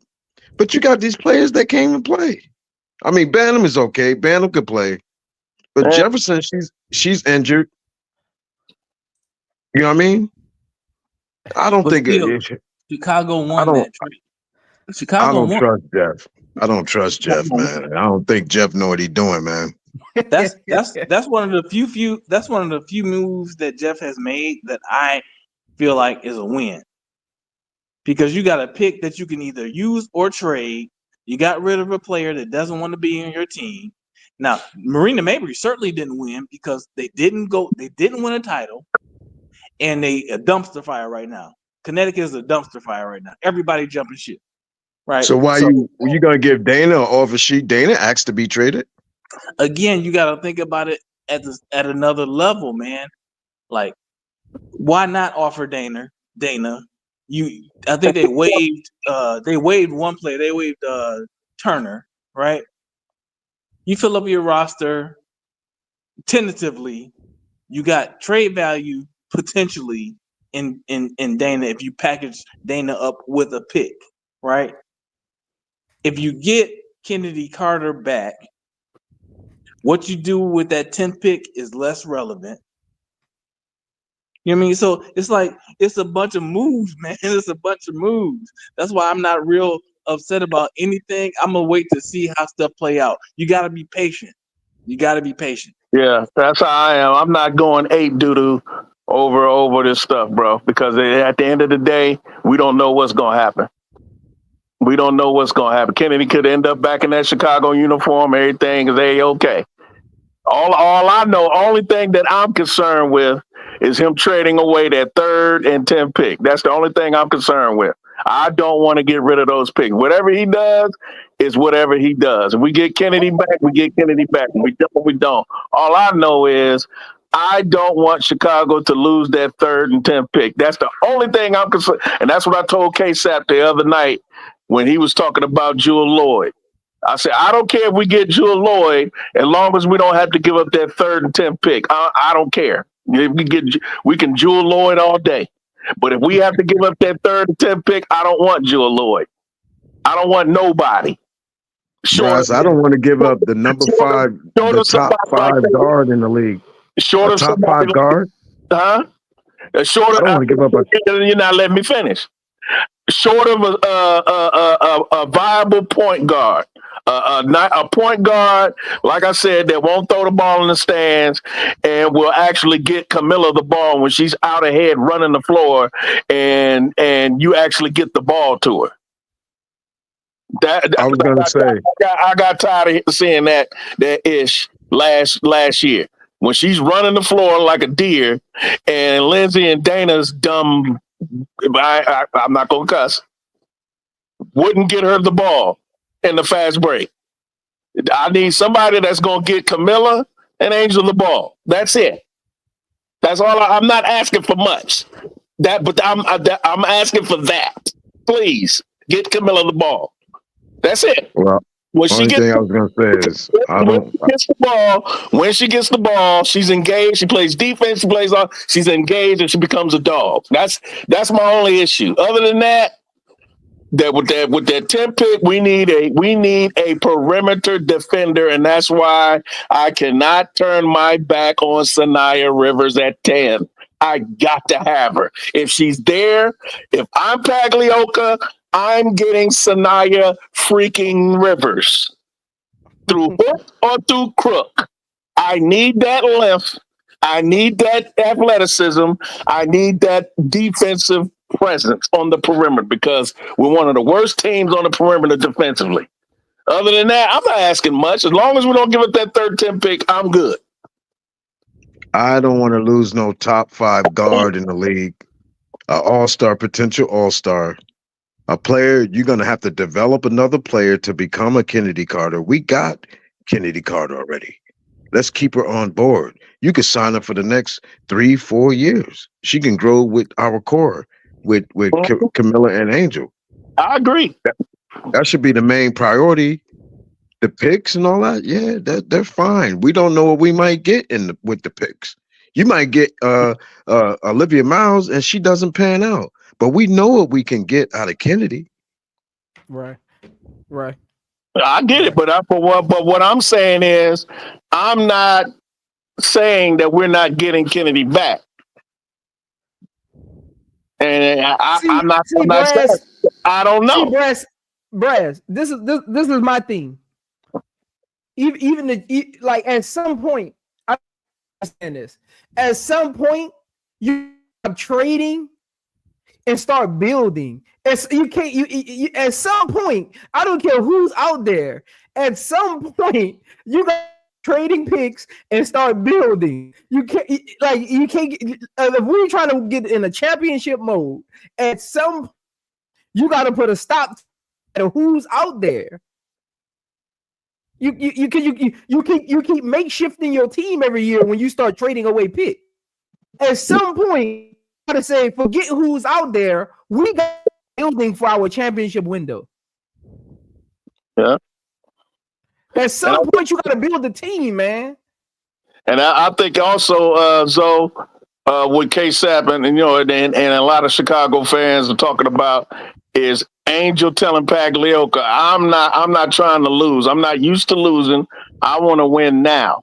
That's mainly the reason why Chicago fans are sweating through their clothes about Kennedy Carter, because with those three, Kennedy, Camilla, and Angel, that core three, that's a problem for the rest of the league, period. Because especially considering that, according to reports, Angel told Pagliuca, I'm not sitting here for no 3, 4, 5 years waiting for a build and we losing. I'm not used to losing. I've never been a loser. And same with Camilla. In a year, and what I think what they say, 4 years or 3 years, Camilla was with South Carolina.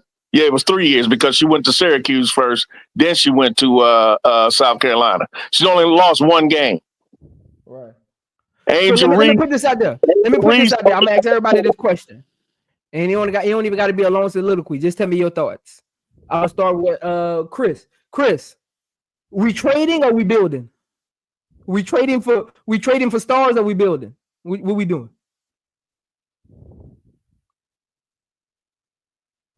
Is he still on?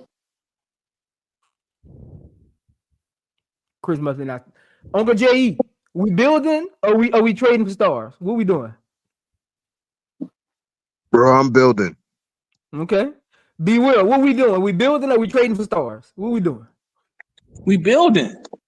On Brass, what we doing? We building or we trading for stars? What are we doing? Building. All right. Duvall, you still on or you stepped away? I'm here.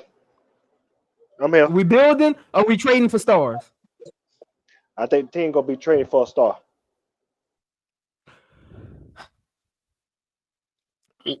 See, this is why you ask I'm building. What are we doing? You ask what are we doing or what we should be doing? What we should be doing.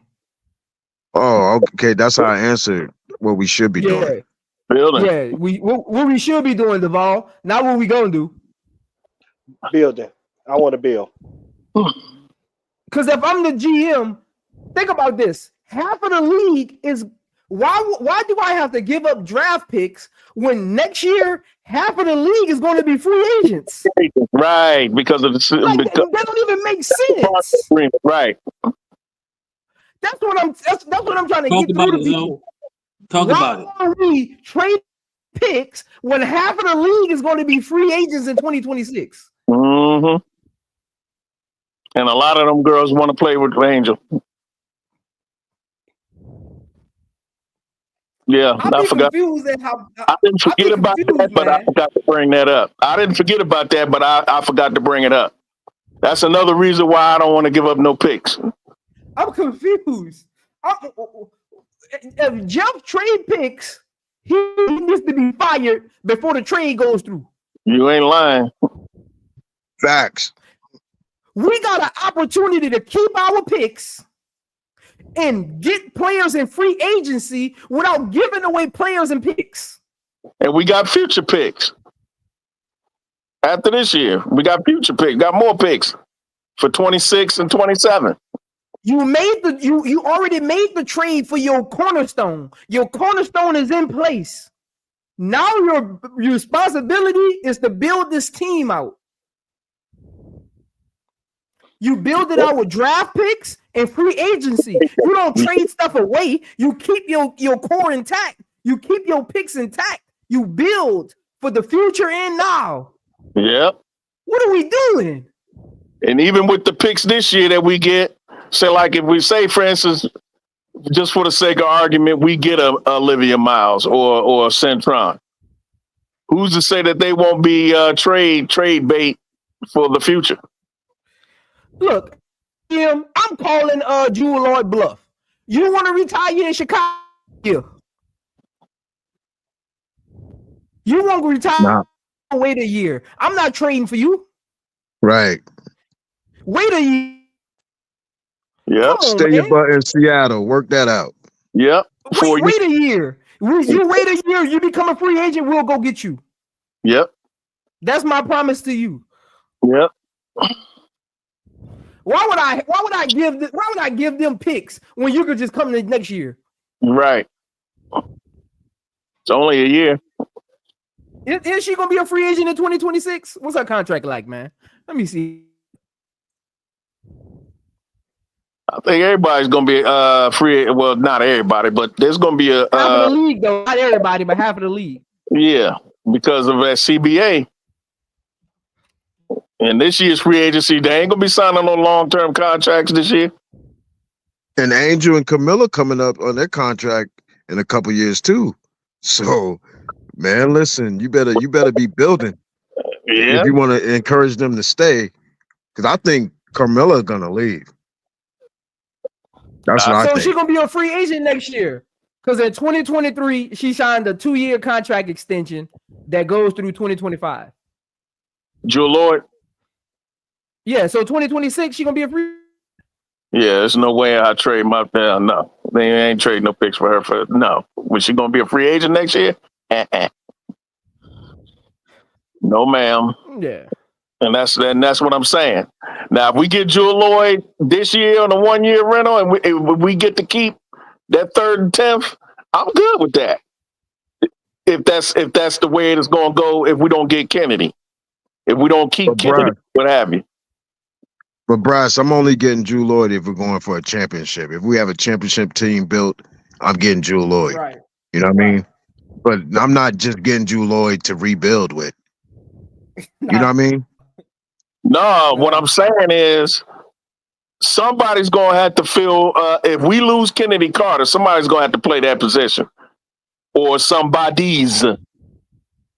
You ain't going to get that in the draft. I'm sorry. I love Centron, Sellers, and Olivia, and whoever else you may throw in there. Paige, whoever. They're not Kennedy Carter. They're not. So why don't we throw money at Kelsey Mitchell? NBA drafts I don't like Kelsey Mitchell either.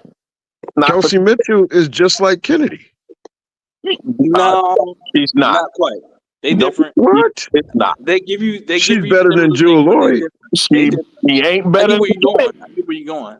They give you the same productivity, but their play styles are different. Right. The play styles is different, but she's gonna give you the same thing as Kennedy. Yeah, they're gonna give you the same productivity. It's just their play styles are different. I'll take Plum. Plum ain't a good fit either, but I'll take Plum before Jewel Lloyd. I don't know about that one. I don't know about that. Plum gonna try to play some defense. She will try. And Plum you get cooked. But it will. Yeah. Like if you get Plum, Like Plum will fill that talk. role if you got the right pieces around her. Yeah, Plum. Yeah, I'm not getting Plum. Kennedy cooked her ass. That time we played, a couple times we played. So let me ask you this. Uncle J, and I'm gonna ask everybody else after you. What is our most important position outside of the draft when we think about free agency? What is the most important position? It's the wing and the point guard. Well, I mean, now it's going to be a shooting guard. But I'm saying if you look at what's in the draft and you look at the free agents or who we could possibly for, what is most important right now? I would get wings. Wings. All right. What you got, Brass? Wings that can play defense. And we're going to get our point guard in the draft? Maybe. What about you? I'm picking up my point. I'm picking up my point from the free agency or someone that drops off. But see, the thing is, I don't see any free agent point guards that's any better than what we have on the roster already. That's why I'm picking Lindsay, man. That's what I'm saying. Vandersloot, Odyssey. Not hell. Odyssey is not a free agent, is she? Yeah, she's a free agent. She's not on the team. From what I heard, she ain't trying to come to no Chicago. Who told you that? Bro, we got Angel Reese. What are you talking about? She coming to Angel Reese is a vibe. She coming to Chicago. Hey, well, I mean, if we can get her, then yeah, we can get wings in the draft. Is Odyssey Sims overseas or is she in 3-on-3? Is she in 3-on-3? No, she's not in Unrivaled. Unrivaled, nah. She overseas. Okay. If that. I don't think I've ever heard of being on. I know she's not with Unrivaled, but I don't know what she's doing right now. I would have to look it up. I don't know what she's doing right now. Yeah, I know she's not in Unrivaled. I know that. But if we get HD say Heidemann, Odyssey, or Henry. I don't know about Henry. Heidemann, she going back to Minnesota? I don't like Heidemann on this team either. It's because her play style won't. It's not what they need. It's not what they need. Bro, I wanted that girl. I wanted that girl from Washington. That girl from Washington, but Valkyrie picked it up. But I don't know if they're gonna sign her. But they probably keep her. What's that girl name again? Van Loo? Yeah, Van Loo. She got a qualified offer. She got an offer? Oh man. Yeah. Liberty gave her a qualifying? Van Loo she got a qualified offer. Van Loo didn't impress me that much.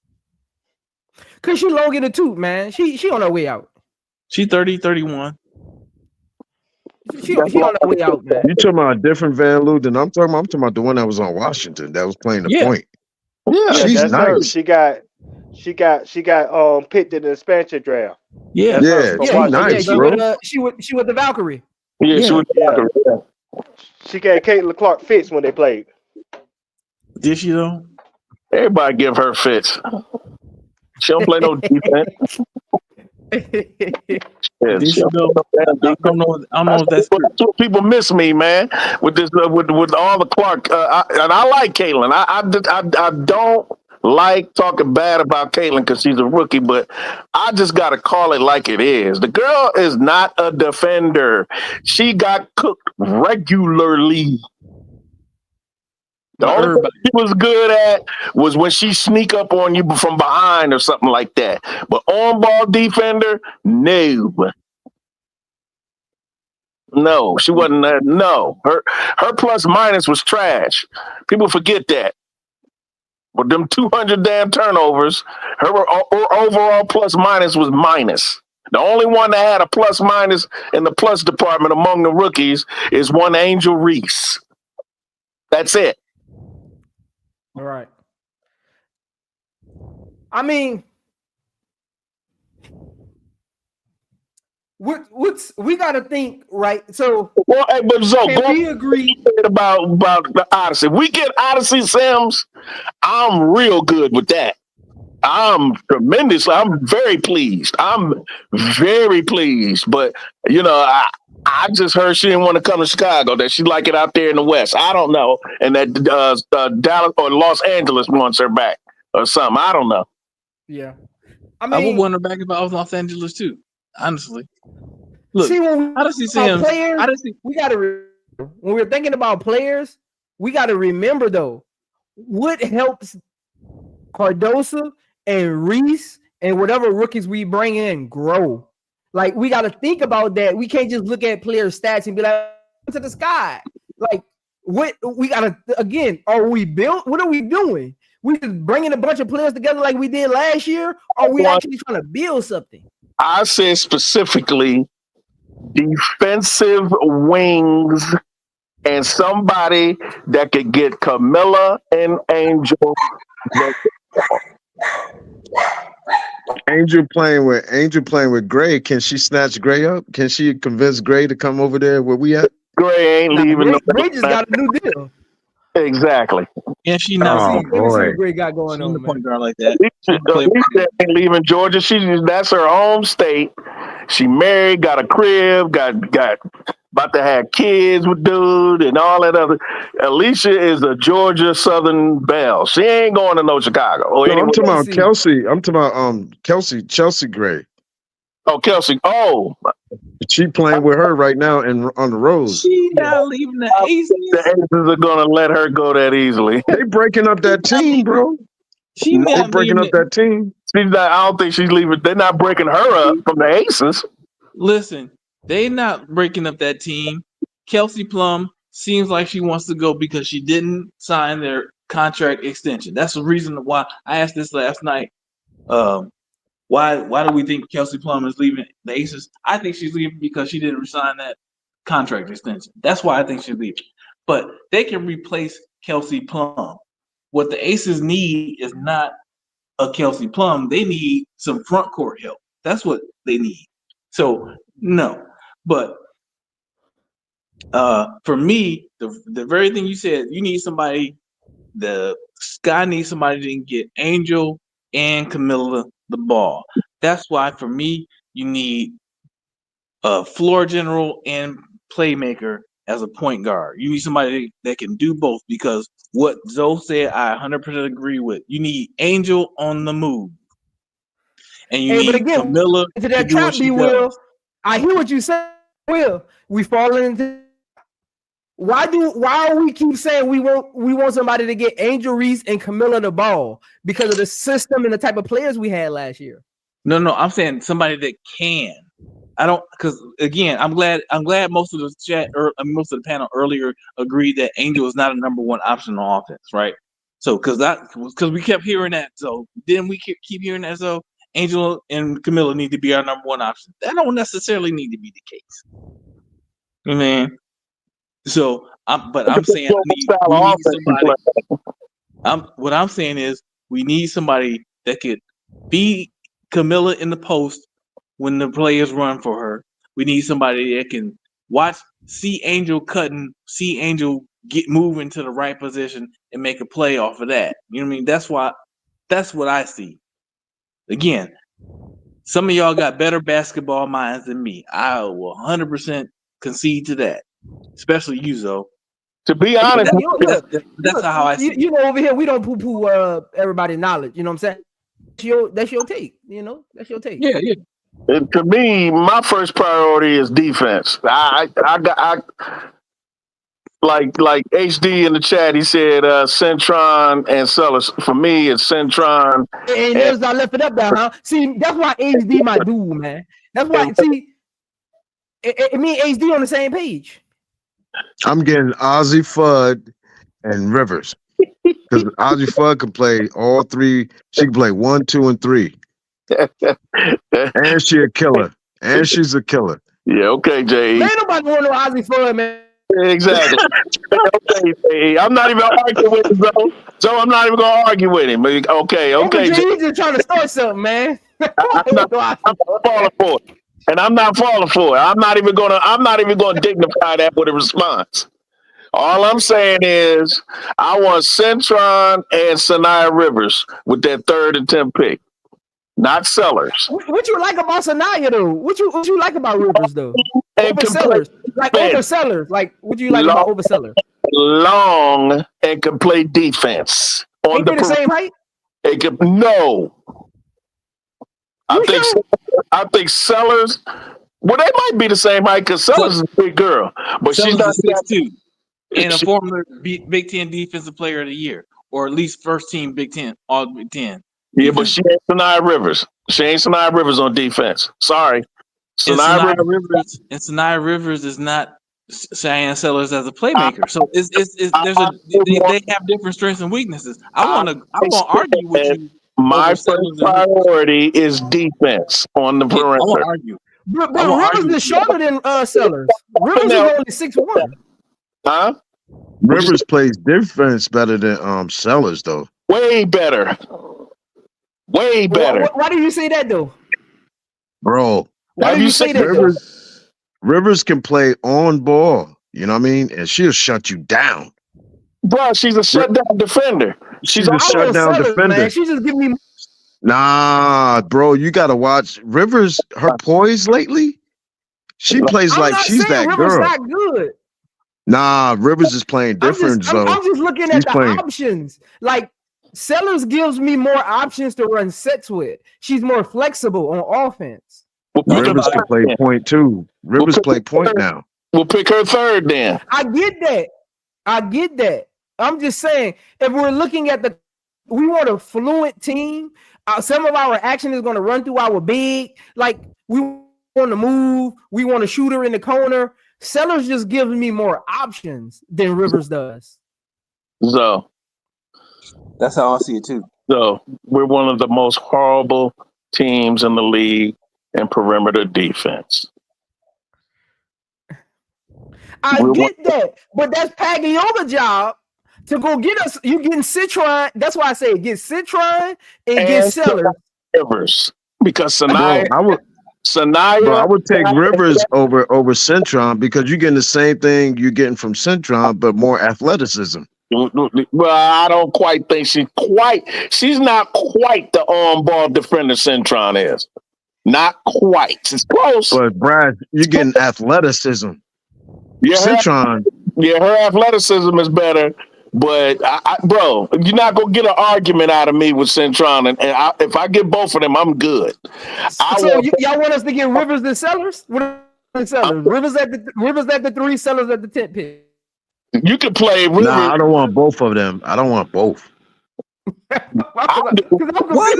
If you want Citron and Sellers or Citron and Rivers, why not have Sellers and Rivers? No, because they're the same players. They're the same players. No, they're not, man. They're not the same players, but we picking nits, man. We picking nits. And so that's why I was saying. Give me Fudd and Rivers. I'm not going to argue with y'all's perspective of Rivers over Sellers. I'm not going to argue with y'all. Hey, man, you got to stop it, Uncle J, with this Fudd stuff, man. Fudd, I'm just saying why in the high first round. Yes, I'm just saying why my preference is Sellers over Rivers. But I'm not going to argue with y'all when you say you would pick Rivers over Seller. We picking nits. We picking nits, man. You know, because all three of those players are giving you very similar things. They are different, but if you get two of those three in those at the 3 and 10 position, you winning. So, have you seen Sellers lately? I mean, not Sellers. Yeah, I just watched her.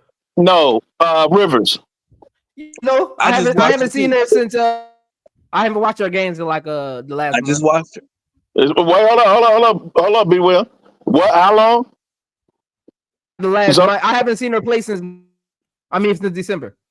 Oh, okay. There you go. I ain't still play this month. Remember, I had no Wi-Fi. You ain't seen her lately. You ain't seen her lately. She's been balling. That's what I'm saying, yo. But so is Sellers. Prince, she played much different. She has poise.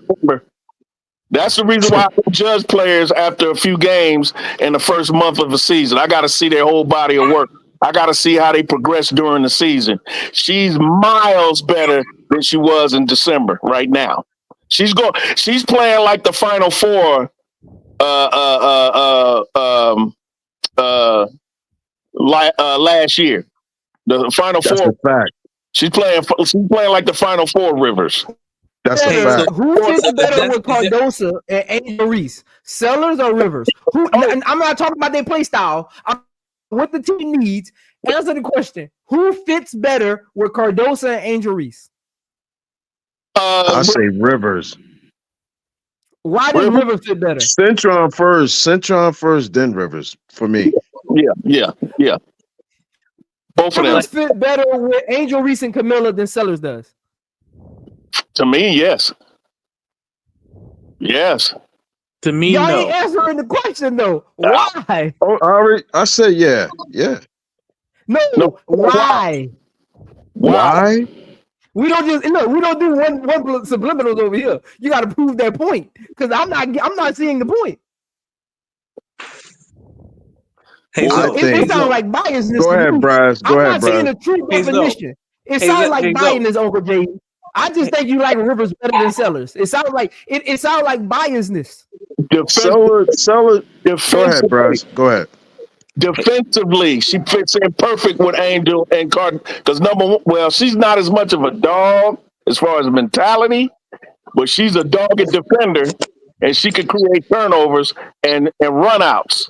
And who runs the floor better than Angel and Camilla? That's what I'm thinking. Sellers.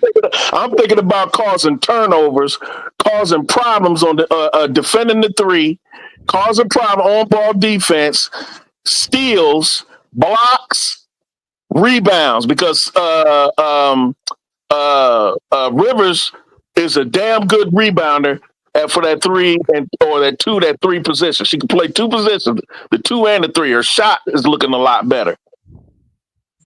Hey, so listen. Again, we don't need her to play the 2 or the 3. If we bring back Kennedy and we drive Citron, we don't need Rivers. And when we bring back Kennedy Carter, that's what I'm trying to get to. It doesn't make sense systematically. When Kennedy Carter goes to the bench, bring in Rivers. Or when Angel goes to the bench, you bring in Rivers. Rivers can play the 4 too. She's long enough. I don't know about that. Yeah. In the WNBA, I wouldn't put her there, but that 3 and the 2 definitely. Hey, listen, y'all just she'd be lucky she could guard somebody at the 3. Hey, listen, y'all just asked. Bro. Y'all just asked. Have we seen Sanaya Rivers lately? Have y'all seen Cheyenne Sellers' last 2 games? Cheyenne Sellers. If we go about the recency test and how they've improved since the beginning of the season, have y'all seen Cheyenne Sellers' last 2 games? I've seen the game against Juju. Like, all the things y'all like about Cheyenne Sellers. I love Cheyenne Sellers. I love Cheyenne Sellers. And I love Sanaya Rivers. That's what I'm saying. That's why I say we pick the Chicago Sky. Our perimeter defense is garbage, and Sellers does not solve that problem. Sorry, but Sanaya Rivers, in my opinion, does. Sanaya Rivers doesn't. So Sanaya Rivers alone doesn't solve that problem either. That's what I'm trying to get at. We talked about Citron, right? We talked about put her with Citron. Yes, the hell it does. My point is, you put Sellers with Citron, same. No. Because look, the question here's the thing. The question that didn't come up. Cheyenne Sellers is not that quick, and Cheyenne Sellers to me isn't the defender nowhere near that Sanaya Rivers is. Not even close. Not to me. Okay, I'm sitting here. Is it that bad, though, Bass? Is it that bad? Is her defense that bad? No, it's not. She's defensive player of the year for the Big Ten. I'm not saying Sellers' defense is trash. I think Rivers is way better than her defensively, in my opinion. I think Sanaya Rivers has the potential to be another Dejanay Carrington. So let me ask you this. Brass. Is the distance between Sellers and Rivers on defense bigger than the difference between Sellers and Rivers on offense? And you can't just think scoring. Is it bigger? Brass, is the gap bigger between Sellers and Rivers on defense, or is the gap bigger between Sellers and Rivers on offense? There's no gap on offense either. I didn't ask you that. I said which one has a bigger gap? I think Rivers is better than her on defense, bro. He's better than her. Which one is the bigger gap? I think the gap, man. The gap slightly in probably. I'm about to put him in that trick bag. I'm about to put him in that trick bag. Yeah. Answer the question. Is the gap between her and Rivers offensively as big as the gap between Sellers and Rivers defensively? No. Which side of the ball is the bigger gap? I say offensively. Talking about. So which one is better? What are we talking about? But I don't think You brought up defense. I'm not You thinking brought up defense as the calling card for why you want Rivers, but the gap is bigger on offense. because offensively, I think Centron and Sellers are about the same. We not talking about Citron. Nah, but We talking Rivers about is coming. Rivers.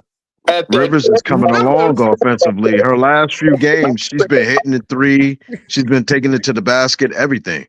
Yeah, she's coming along offensively. Not trash on offense. I'm not calling Rivers. Go look at her numbers from her last few games. She's been throwing up 20-point games, 31 points. Like she's coming along. Please give me Sellers. I want Cheyenne Sellers. I want Rivers. Again, I'm gonna say it again. Chicago, their perimeter defense is trash. I want perimeter defenders before I want somebody else. Because the defense leads to offense. Offense wins games. Defense wins championships. I want somebody to stop some goddamn body. I don't care about none of that other stuff y'all talking about. My thing, when I look at on paper, and when I think of their perimeter defense and how people have been cooking the Chicago Sky on the perimeter, I want stoppers. To me, Sanaya Rivers is a stopper.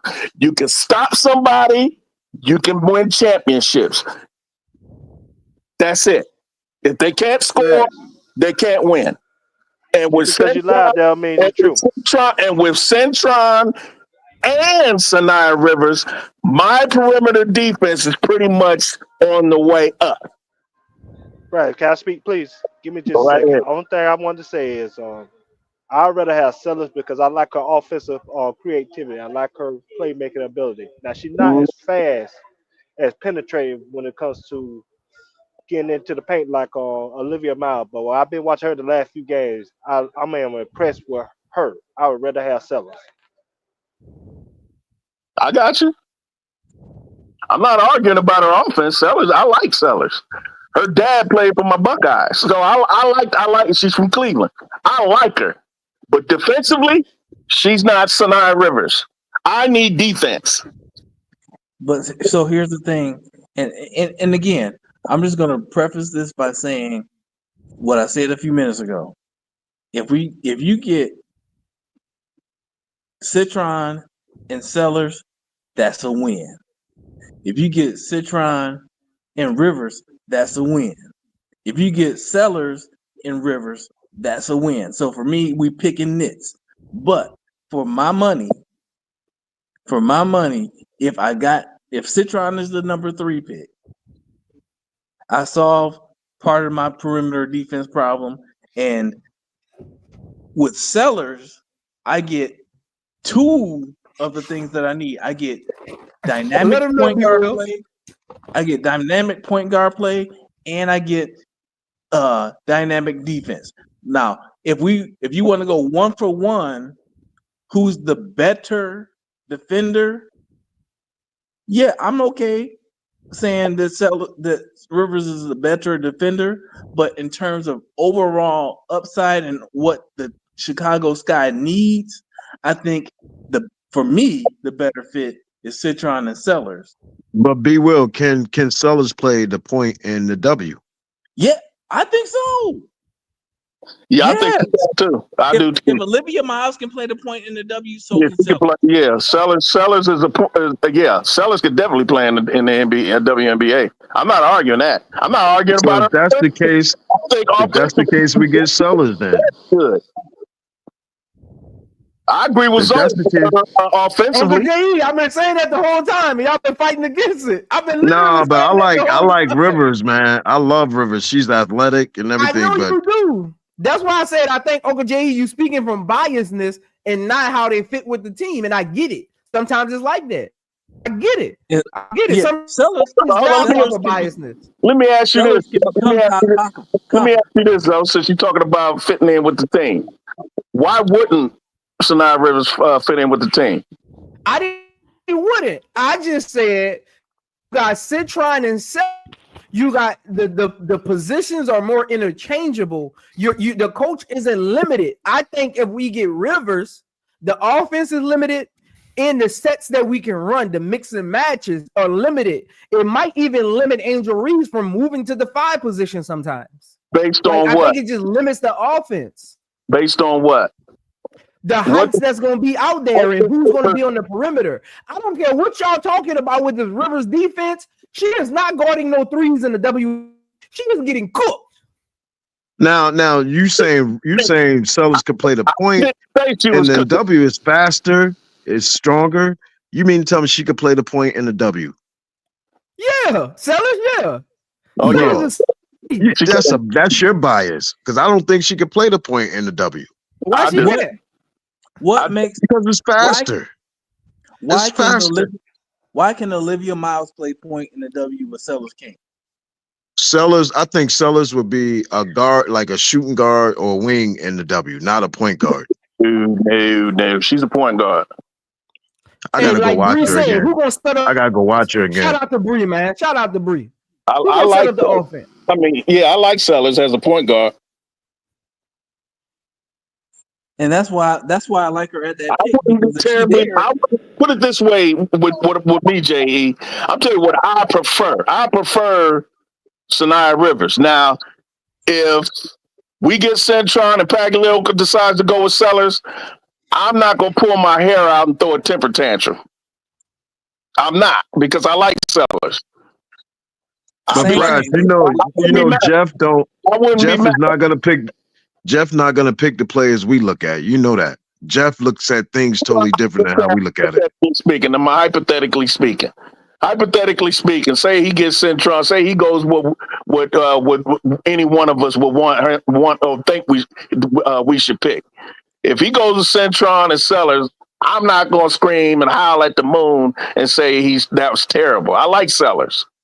I just don't think she's the better defender than Sanaya Rivers. I think Sanaya Rivers' upside is a little bigger than Sellers for me. I think she's underrated offensively. I think she's pretty good offensively. She's not superstar offensively, but I think she could be a superstar defensively, like a Dejanay Carrington.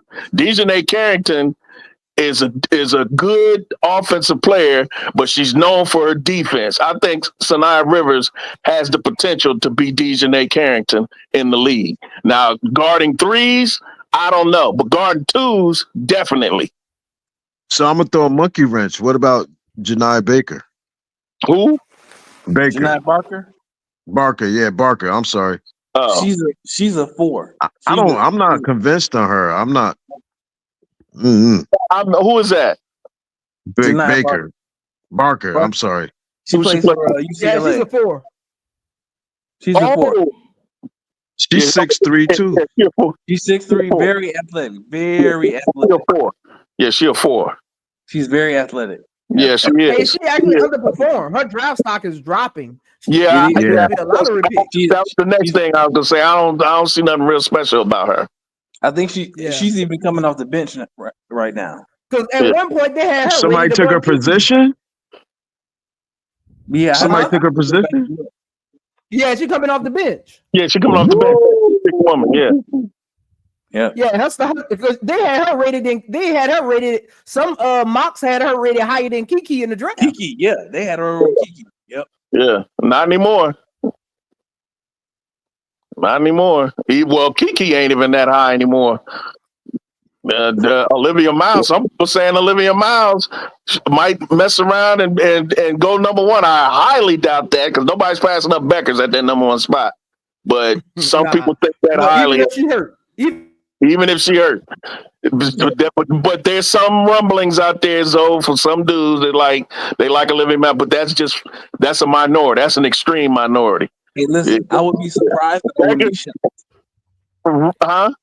I would be surprised, but I wouldn't be shocked. Yeah, I'd be shocked. I would be shocked. Y'all got me. I got to go watch Sellers play point now, man, because I don't know if she can play that point. Man. Don't get it twisted. Sellers can ball now. I like her. I've been watching her.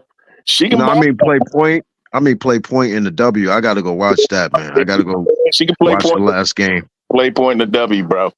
I'm not dismissing that. I agree with Zoe with her on offense, but from the weakness of the sky, what is a priority need for us other than point guard, for me is bigger than point guard, because to me, like I said, defense wins championships. You ain't win. I don't care how many point guards you got. If you can't stop no damn body, you're gonna lose. But so for me, in my opinion, I want defensive stoppers. Sonia Centron, Sanaya Rivers. We can get a point at some time. We build it. Like we said, we're building. And with next year's free agency, we can get us a point guard if we don't get one this year. I ain't worried about that. All I want to do is stop people on that perimeter. That's priority for me. And then this draft, for me, that's Centron and Sanaya Rivers. They're the premier perimeter defenders in this. Now, so is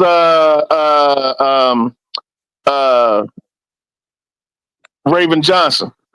Raven Johnson is a great on ball. The best defenders I've seen this year is Raven Johnson, Hidalgo, Centron, and Rivers. So why don't we? Raven Johnson found out a way to create a shot for herself, she would be high. That's what I was gonna say. Why don't we just take Raven? She don't know how to create a shot. That's her problem. I don't care. I know people say she can't shoot. For me, when I watch her game, it's about she create for herself. But she's a floor general. She can run a team. She can run a team. She can. She can distribute a little bit. I don't think she's an elite passer, but she's a good enough passer at the point guard position. She can get the ball up court through pressure. She's just, her ability to create for herself is what's stopping her from being high in the draft, because she does everything else well. Right. Yeah, she's solid. I like Raven. And on ball defensively, I love Raven. Yeah, her only problem is her creatability on offense. And in this era, if you can't score, you can't play. Like, even Dejanay, no matter how good her defense is, no matter how, Dejanay knew, if I can't hit down some shots, I can't play. Exactly. Even coming off exactly. But, it depends. And also depends on who they playing for. I don't, as a starter, I don't look at Raven as a starter. As a starter, she would have to do exactly that, is put the ball in the hole.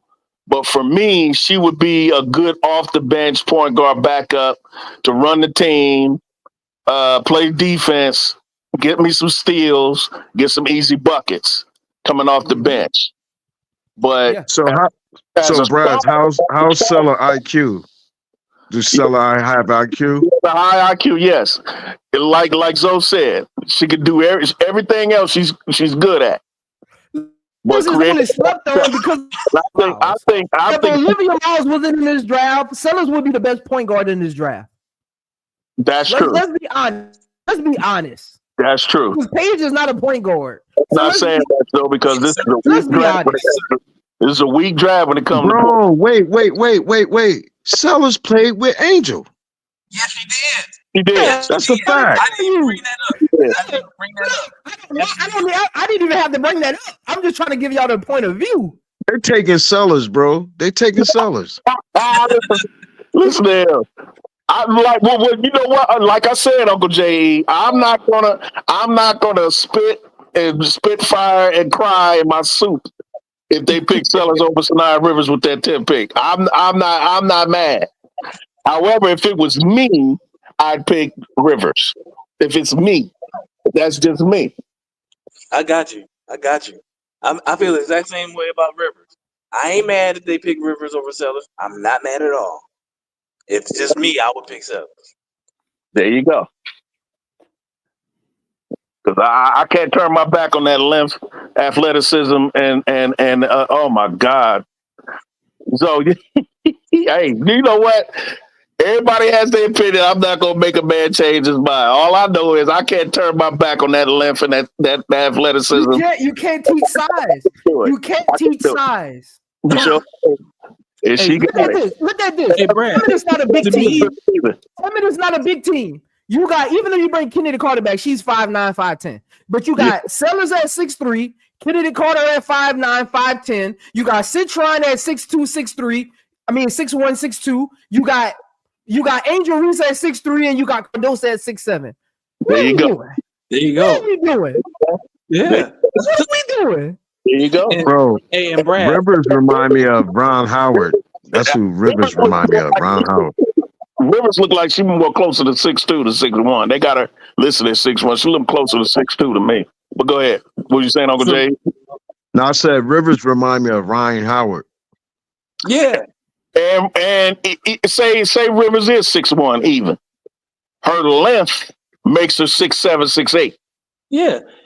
Like she could, like for me, Rivers She upside. can catch her ankles without bending over, so that's how long she. That girl is long. You know who she remind me of, Uncle J.E.? A female. She, what her defensive style reminds me of? Stacey Augman. Oh, okay. You and Stacey Augman. plastic man with them way back in time. With all them long old arms, that length, and the quickness and athleticism. That's who Sanaa Rivers remind me of. Stacey Augman. And I grew up a UNLV fan. She reminds me of Stacey Augman. Again, For those Stacey Augman, look him up on YouTube and check out that Plastic Man. Look, I think if we get, I think Michaela could go to her right position, which is playing the 3 off the bench. It makes having. That's why I said with Sellers, you can do more. You don't have to go find 2 more pieces because she can do 3 things. She can distribute, she can score, and she's a body on with length. Like you don't have to go try to find all these different things. That's what I'm saying. Like you got to look at the bigger picture. When you're trying to build the team, you want to get the right pieces, and you don't want to overdo it. You want to because you want to spend that money in necessary places. I feel like Sellers could cover up some Rivers can't. That's what I'm saying. I got you. That way we can But focus Sellers our are day money in one? other areas. I think Sellers day one. I think Sellers is day one. Yes. Sellers day one. I Day think Rivers. one. Oh yeah. If Olivia wasn't in this draft, Sellers would be the number 2 pick. Yeah. I gotta go watch Sellers again. Y'all bugging. If Olivia wasn't in this draft, Sellers would be the number 2 pick. For real. To be honest with you, Uncle J.E., I don't think Sellers is gonna drop to 10. I think somebody gonna get her before 10. Nah, I don't think she getting the 10. So we should take her at 3. No. I said she's not gonna drop to 10. Is what I'm saying. To 10. To 10. I think she's going 5. I think she's going between 5 and 8. Honestly. Yeah. Me too. I can see the Valkyrie getting her. Because she's her stock is J.E. You need to watch her. She's a dog now. I'm not saying she ain't a dog. I'm just talking about fit for what we need. We do need a point guard. I get that. Like I said, I wouldn't be mad if we got Sellers at all. I wouldn't be mad at all. But what's going on her active life? What's going on? Hey, make sure y'all subscribe if you haven't. I'm only 2 subscribers away from my 900 mark, man. Let's see if we can get it by the end of the stream. I'm only 2 subscribers away. Make sure you hit that subscribe button. If you haven't liked yet, make sure you like the video too. Come on, man. Stop being stingy with y'all lives. if he gets to 900, he's going to sell or cash app you $200 each. So all those $200 each. Look. He got it. Look. I didn't say all that now. Look, if I get the 900 by the end of the stream, I'll do a stream tomorrow. Okay. I'll do one tomorrow. Okay. I was gonna take a break tomorrow. I'll do one tomorrow. Yeah. Yeah, but you need to watch her, J.E. Trust me, I am not at all saying Sellers can't play. I'm not saying that at all. Right. I know she could play, but I thought she wouldn't be able to play point in the W. That's what I thought. I gotta go watch her again though. When Rivers was struggling, I was leaning more towards her early in the year. I was like, what the hell is Rivers? But then I thought to myself, I said, well, that coach she's playing for you. This is the thing with Rivers. This is the thing with Rivers. And I think me and Zoe talked about this. She should not have transferred from South Carolina because she was at South Carolina before she went back to North Carolina. She's from North Carolina. She went back Yeah, home. I know that. But she should not have left Dawn. If she had not left Dawn, she'd be a whole lot better offensively than she is now, in my opinion. And I don't know. Bro, I trust Dawn Staley more than I trust that clown. I ain't gonna call him that because he's won a lot of games. The coach at North Carolina State. I like Dawn better than him. Trust me. So I think Sanaya Rivers would be a lot better offensively than she is now if she'd have stayed with South Carolina. The only reason I say that, Brass, is because I don't know where she fits with this South Carolina team. Dawn would have found a way, trust me, because she didn't. I know, but they share time. Share time. That's what I'm saying. Like, so that's my only question mark. I'm not denying your point because you could be 100% right. I'll tell you the role she would probably more than likely play. She would probably play with Bree Hall. I'd be doing what Bree Hall is doing currently. She would be playing Bree Hall's position and niche on that team. True. She wouldn't be Fagan. She wouldn't be Chloe. She wouldn't be, Pow Pow or Tessa. She would be Bree Hall with more athleticism and length. And I love Bree Hall. I think she could play in the WNBA too. But yeah, if she would have stayed with South Carolina, that would have been the role she'd have played. And better than Bree Hall because she's longer and a better defender than Bree Hall. And Bree Hall's pretty good at both of those. As far as she can shoot the three, I think she shoots a little better than Sanaya Rivers. But yeah, I think Sanaya should have stayed at South Carolina. Her stock would be a lot higher. And it's already raising up from the way she's been playing lately. A lot of WNBA pundits or what have you, mock drafts or what have you, they got Sanaya Rivers climbing the charts because of the way she's been playing the last few weeks. And her partner, if she stayed at SC, I don't think she would be the Rivers that we see. Why not? I don't either. She was for Wally when she was younger, that flashy and but now she has a lot of poise and maturity now. I don't understand why. I don't understand why. I think because again, who playing the point for who? SC if she stayed there, it would still be Raven or Pow Pow or. Then what's she doing? She's playing Bree Hall's position. You know what Bree Hall does? I don't see that. I don't see that. Really? I don't see that. Bro, Rivers is for Wally. Yeah, I think that's what I'm saying. I think she'll be coming off the bench. Bree Hall comes off. Does Bree Hall start? Yeah. Now. I think she would be coming up. Again, if Raven Johnson gonna be your top defender, she's starting automatically just because she's your best defender on the wing on the perimeter. So she got to start, whether she score or not. The reason why Bree Hall is starting is because of Watkins being out for the year.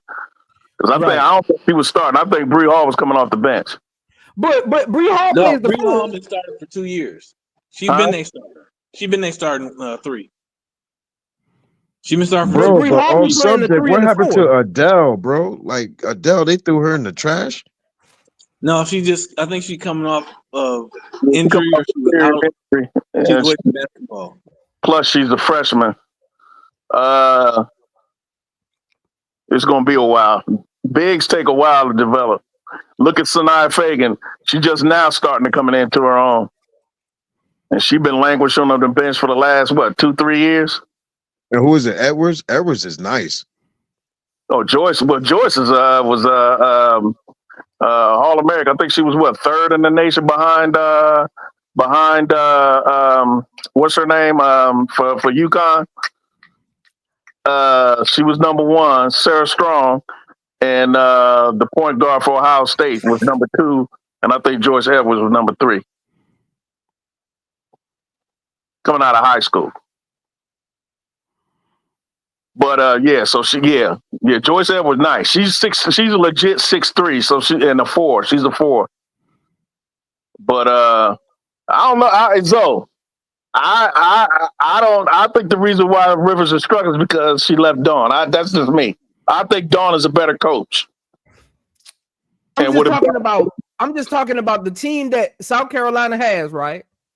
The team that won the. Who was she when she transferred? Who was on the team when she transferred? Because she been in North Carolina for 2 years. Raven was there. Who? Raven was there. Yeah, Raven was there. Wasn't she there for the championship? I'm thinking about guards. I'm thinking about guards and threes. Raven Bro, wasn't she there that year they lost? Nobody that's there now was there when Sanaya left except for Raven. Yeah, Raven is the only perimeter player I think was there. Yeah, exactly. I'm sorry, no, Bree Hall was. Bree Hall was there. See, again, I don't think they play the same position. I don't think Rivers and Sanaya play the same position. Okay, but what I'm saying is, who was on that team because she's been with North Carolina State the last 2 years. Matter of fact, she was on their national championship team. She won a national championship with South Carolina before she transferred. They won it her freshman year. Her freshman year, South Carolina won. That was the year Leah Boston won her first championship. Because remember, Leah came back and lost to Iowa. Mm-hmm. Yeah. The year before that, they won it all. I think she was there the year they lost. No, they lost to Iowa. No, because I remember they did a story on Sanaya Rivers when North Carolina State played South Carolina early this year. They did a story on her when she was at South Carolina. Her freshman year, they won a national championship, and that was with Aaliyah Boston. And then the following year, she had transferred to North Carolina State, and that's when South Carolina lost to Iowa that year. LSU won it all. Yep. That's the reason. Because Sanaya Rivers is a senior, bro. She's a senior. She's the same age as Raven. And Raven is a junior, right? Maybe a little older than Raven. All I know is she was there. Yeah, she is older than Raven because, like you said, Bree Hall was the only one that was there when she was there. The only one left off that team. So her and Bree Hall are the same age. Yeah, because she was only at SC for 1 year. Yeah, season. Her freshman year. Yeah, and they won the 2021 season. That was the only season she was there, her freshman year. And then she left for North Carolina. She went back to North Carolina and went to North Carolina State. That's her home state. She's from North Carolina.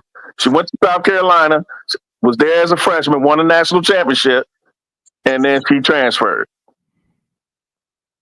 So why nobody talking about her running mate, James? Isaiah James. Isaiah James. Well, I mean, we haven't talked to her because I was specifically talking about Sanaya Rivers as at that number 10 spot for us because of her perimeter defense. Isaiah James, I like Isaiah James, but she's more of a 2 for me. She's a second rounder. She's a second rounder. Second round pick, yeah.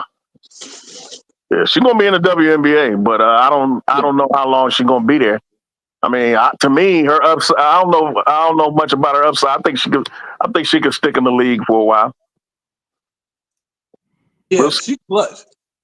She's clutch. So I think she can stick around. But you're right.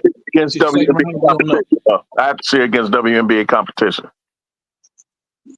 And that's the other thing I'll give you, Brad, is that Sanaya Rivers has proven to be adaptable as well because her role has changed because she does have Isaiah James and now she has Brooks as well. Yeah. So Brooks definitely running the point. That's her position. That's what she's going to run. Same thing with Zam. Zam is a point. So Sanaya Rivers has proven to be adaptable. So I think that's one of the reasons I like her. Yeah. And I ain't mad if it goes down that way. But I think she's underrated offensively too. I do too, because of the role she don't have to be that bucket getter like that because you got Exactly. Brooks and Isaiah James. Yeah. Especially in the backcourt. And boy, can she rebound. I think she got a double-double her last game, Sanaya Rivers. 17-11. So when Sanaya was at South Carolina, Raven was there with her and Fagan. That's the only two. Okay. But who was the center? Bree Hall was That's there. Leah Boston and Cardoso was there. And Cardoso. Oh, so she was there when they lost then? Yeah. No. In 2021, yes, she was. In 2021, didn't they win? No. I'm trying to fight. They won in 22. Bro, I'm telling you, she was there when they won the national championship. I told you they did a special on her when they played South Carolina early this year. She was on that team. Because again, when people say 2021, you got to remember the season is the 2021-2022 season, but the championship is the latter part of the year. So they'll always call so it she the left 22 after the championship. Yes, that's she what was on the 20. She was on the championship year, which was her freshman year, and then she transferred to North Carolina State. Yeah, she got a ring, bro. Yeah, she talked about being on that team and winning the championship, but she was homesick and this, that, and the third, and so she wanted to go back home. Because the Leah Boston they lost that next year, right, to Iowa. Yes, they lost the next year. Yeah, that was the Leah Boston last year. Right. Yeah, because the Leah Boston won in her junior year. She lost her senior year. Exactly. Yeah, so Sanaya was on that championship team. Yes. Yeah, because Leah Boston was the only one to beat Angel twice that year when they won. When Angel won. South Carolina was the only team to beat LSU that year. They only lost 2 games, and it was both to South Carolina. And they thought there was going to be a rematch in the Final Four, but South Carolina didn't cooperate. And that was that began the Caitlin Clark legend and the Angel Reese legend. So yeah, but Sanaya Rivers was on their championship team the prior year, and then she transferred. And then last year they went to the Final Four. Yeah, that's right because LSU won it that year. Yeah, LSU won it. Her when she transferred. Yeah, the Leah Boston lost her senior year, and that's when LSU won it. And then this past year, North Carolina State went to the Final Four, and mainly due to her, Sanaya Rivers. I just don't think she's better than Sellers, but tomato. Hey. It ain't even about better. It's just different to me. When I say better, I don't think she a better fit with Chicago. Again, every time I'm talking about a player, I'm thinking about Chicago. I'm forget we all other stuff. I'm talking about Chicago. Is Chris still on the panel? He's still around? He might be asleep. Yeah, Chris might have fell asleep. I know the other night, again, I woke up in the middle of the night and had my phone on. I was like, why is my phone still on? Then I forgot I was listening to HD. This dude's snoring. I was like, bro, I think I fell asleep on HD. HD be grinding, man. I call him the hardest working man in show business. Man, that dude he was not, and he still had people on the panel when he was snoring. There was other people on the panel. I said, damn, all these niggas sleep. Bro, Claude did the same thing. I can't do it. I have to check out. Yep. But I'm about to head out, man. I'm about to go get ready for this Lakers game, man. They play at 9, man. They play at 9, man. Who we playing? The Heat. Oh, okay. All right, thank you for your platform. Have a good night, brother. Oh man, you already know, man. Appreciate it, Duvall. You already know what it is over here. You already know, baby. Thank you for having us on, man. I appreciate you, man. Hey, get with me, man. I want because I want to start that series. So get with me, man. So we get that going. Yo, Bryce and Be Will, you stay up, man. For sure, you too, brother. Nice talking to you, brother. Take it easy. Y'all be good. Y'all be good. All right, Be Will, Brass, man. Y'all be safe, man. Y'all have yourselves a good night, man. I might come on tomorrow, man. All right. Bet. Peace.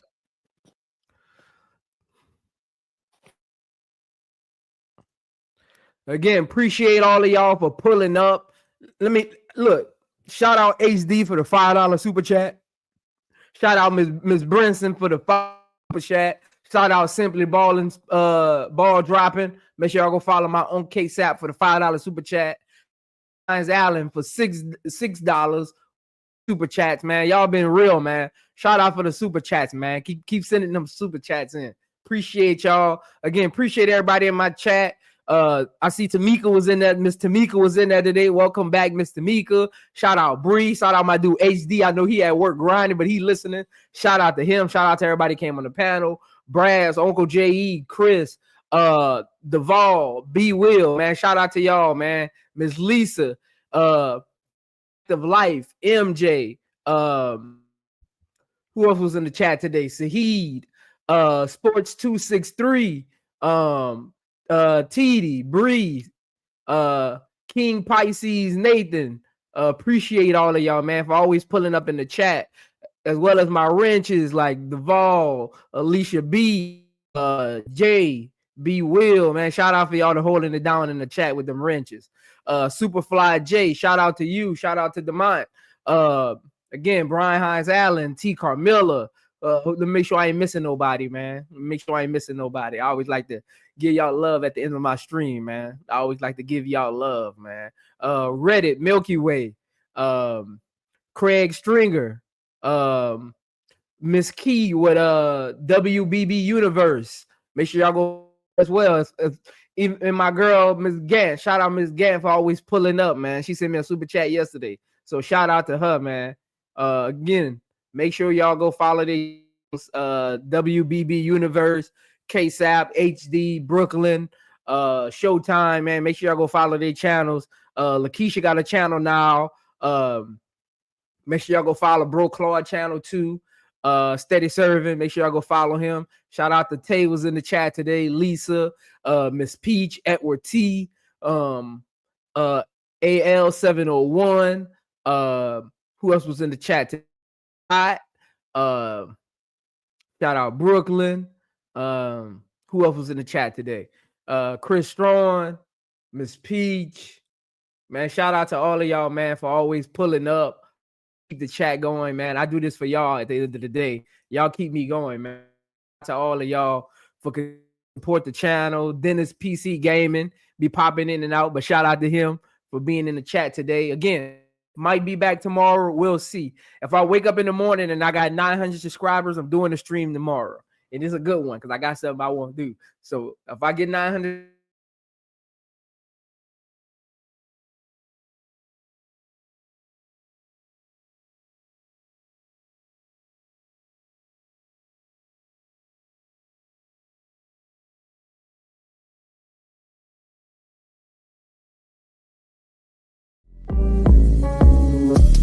I be smoking on that mo.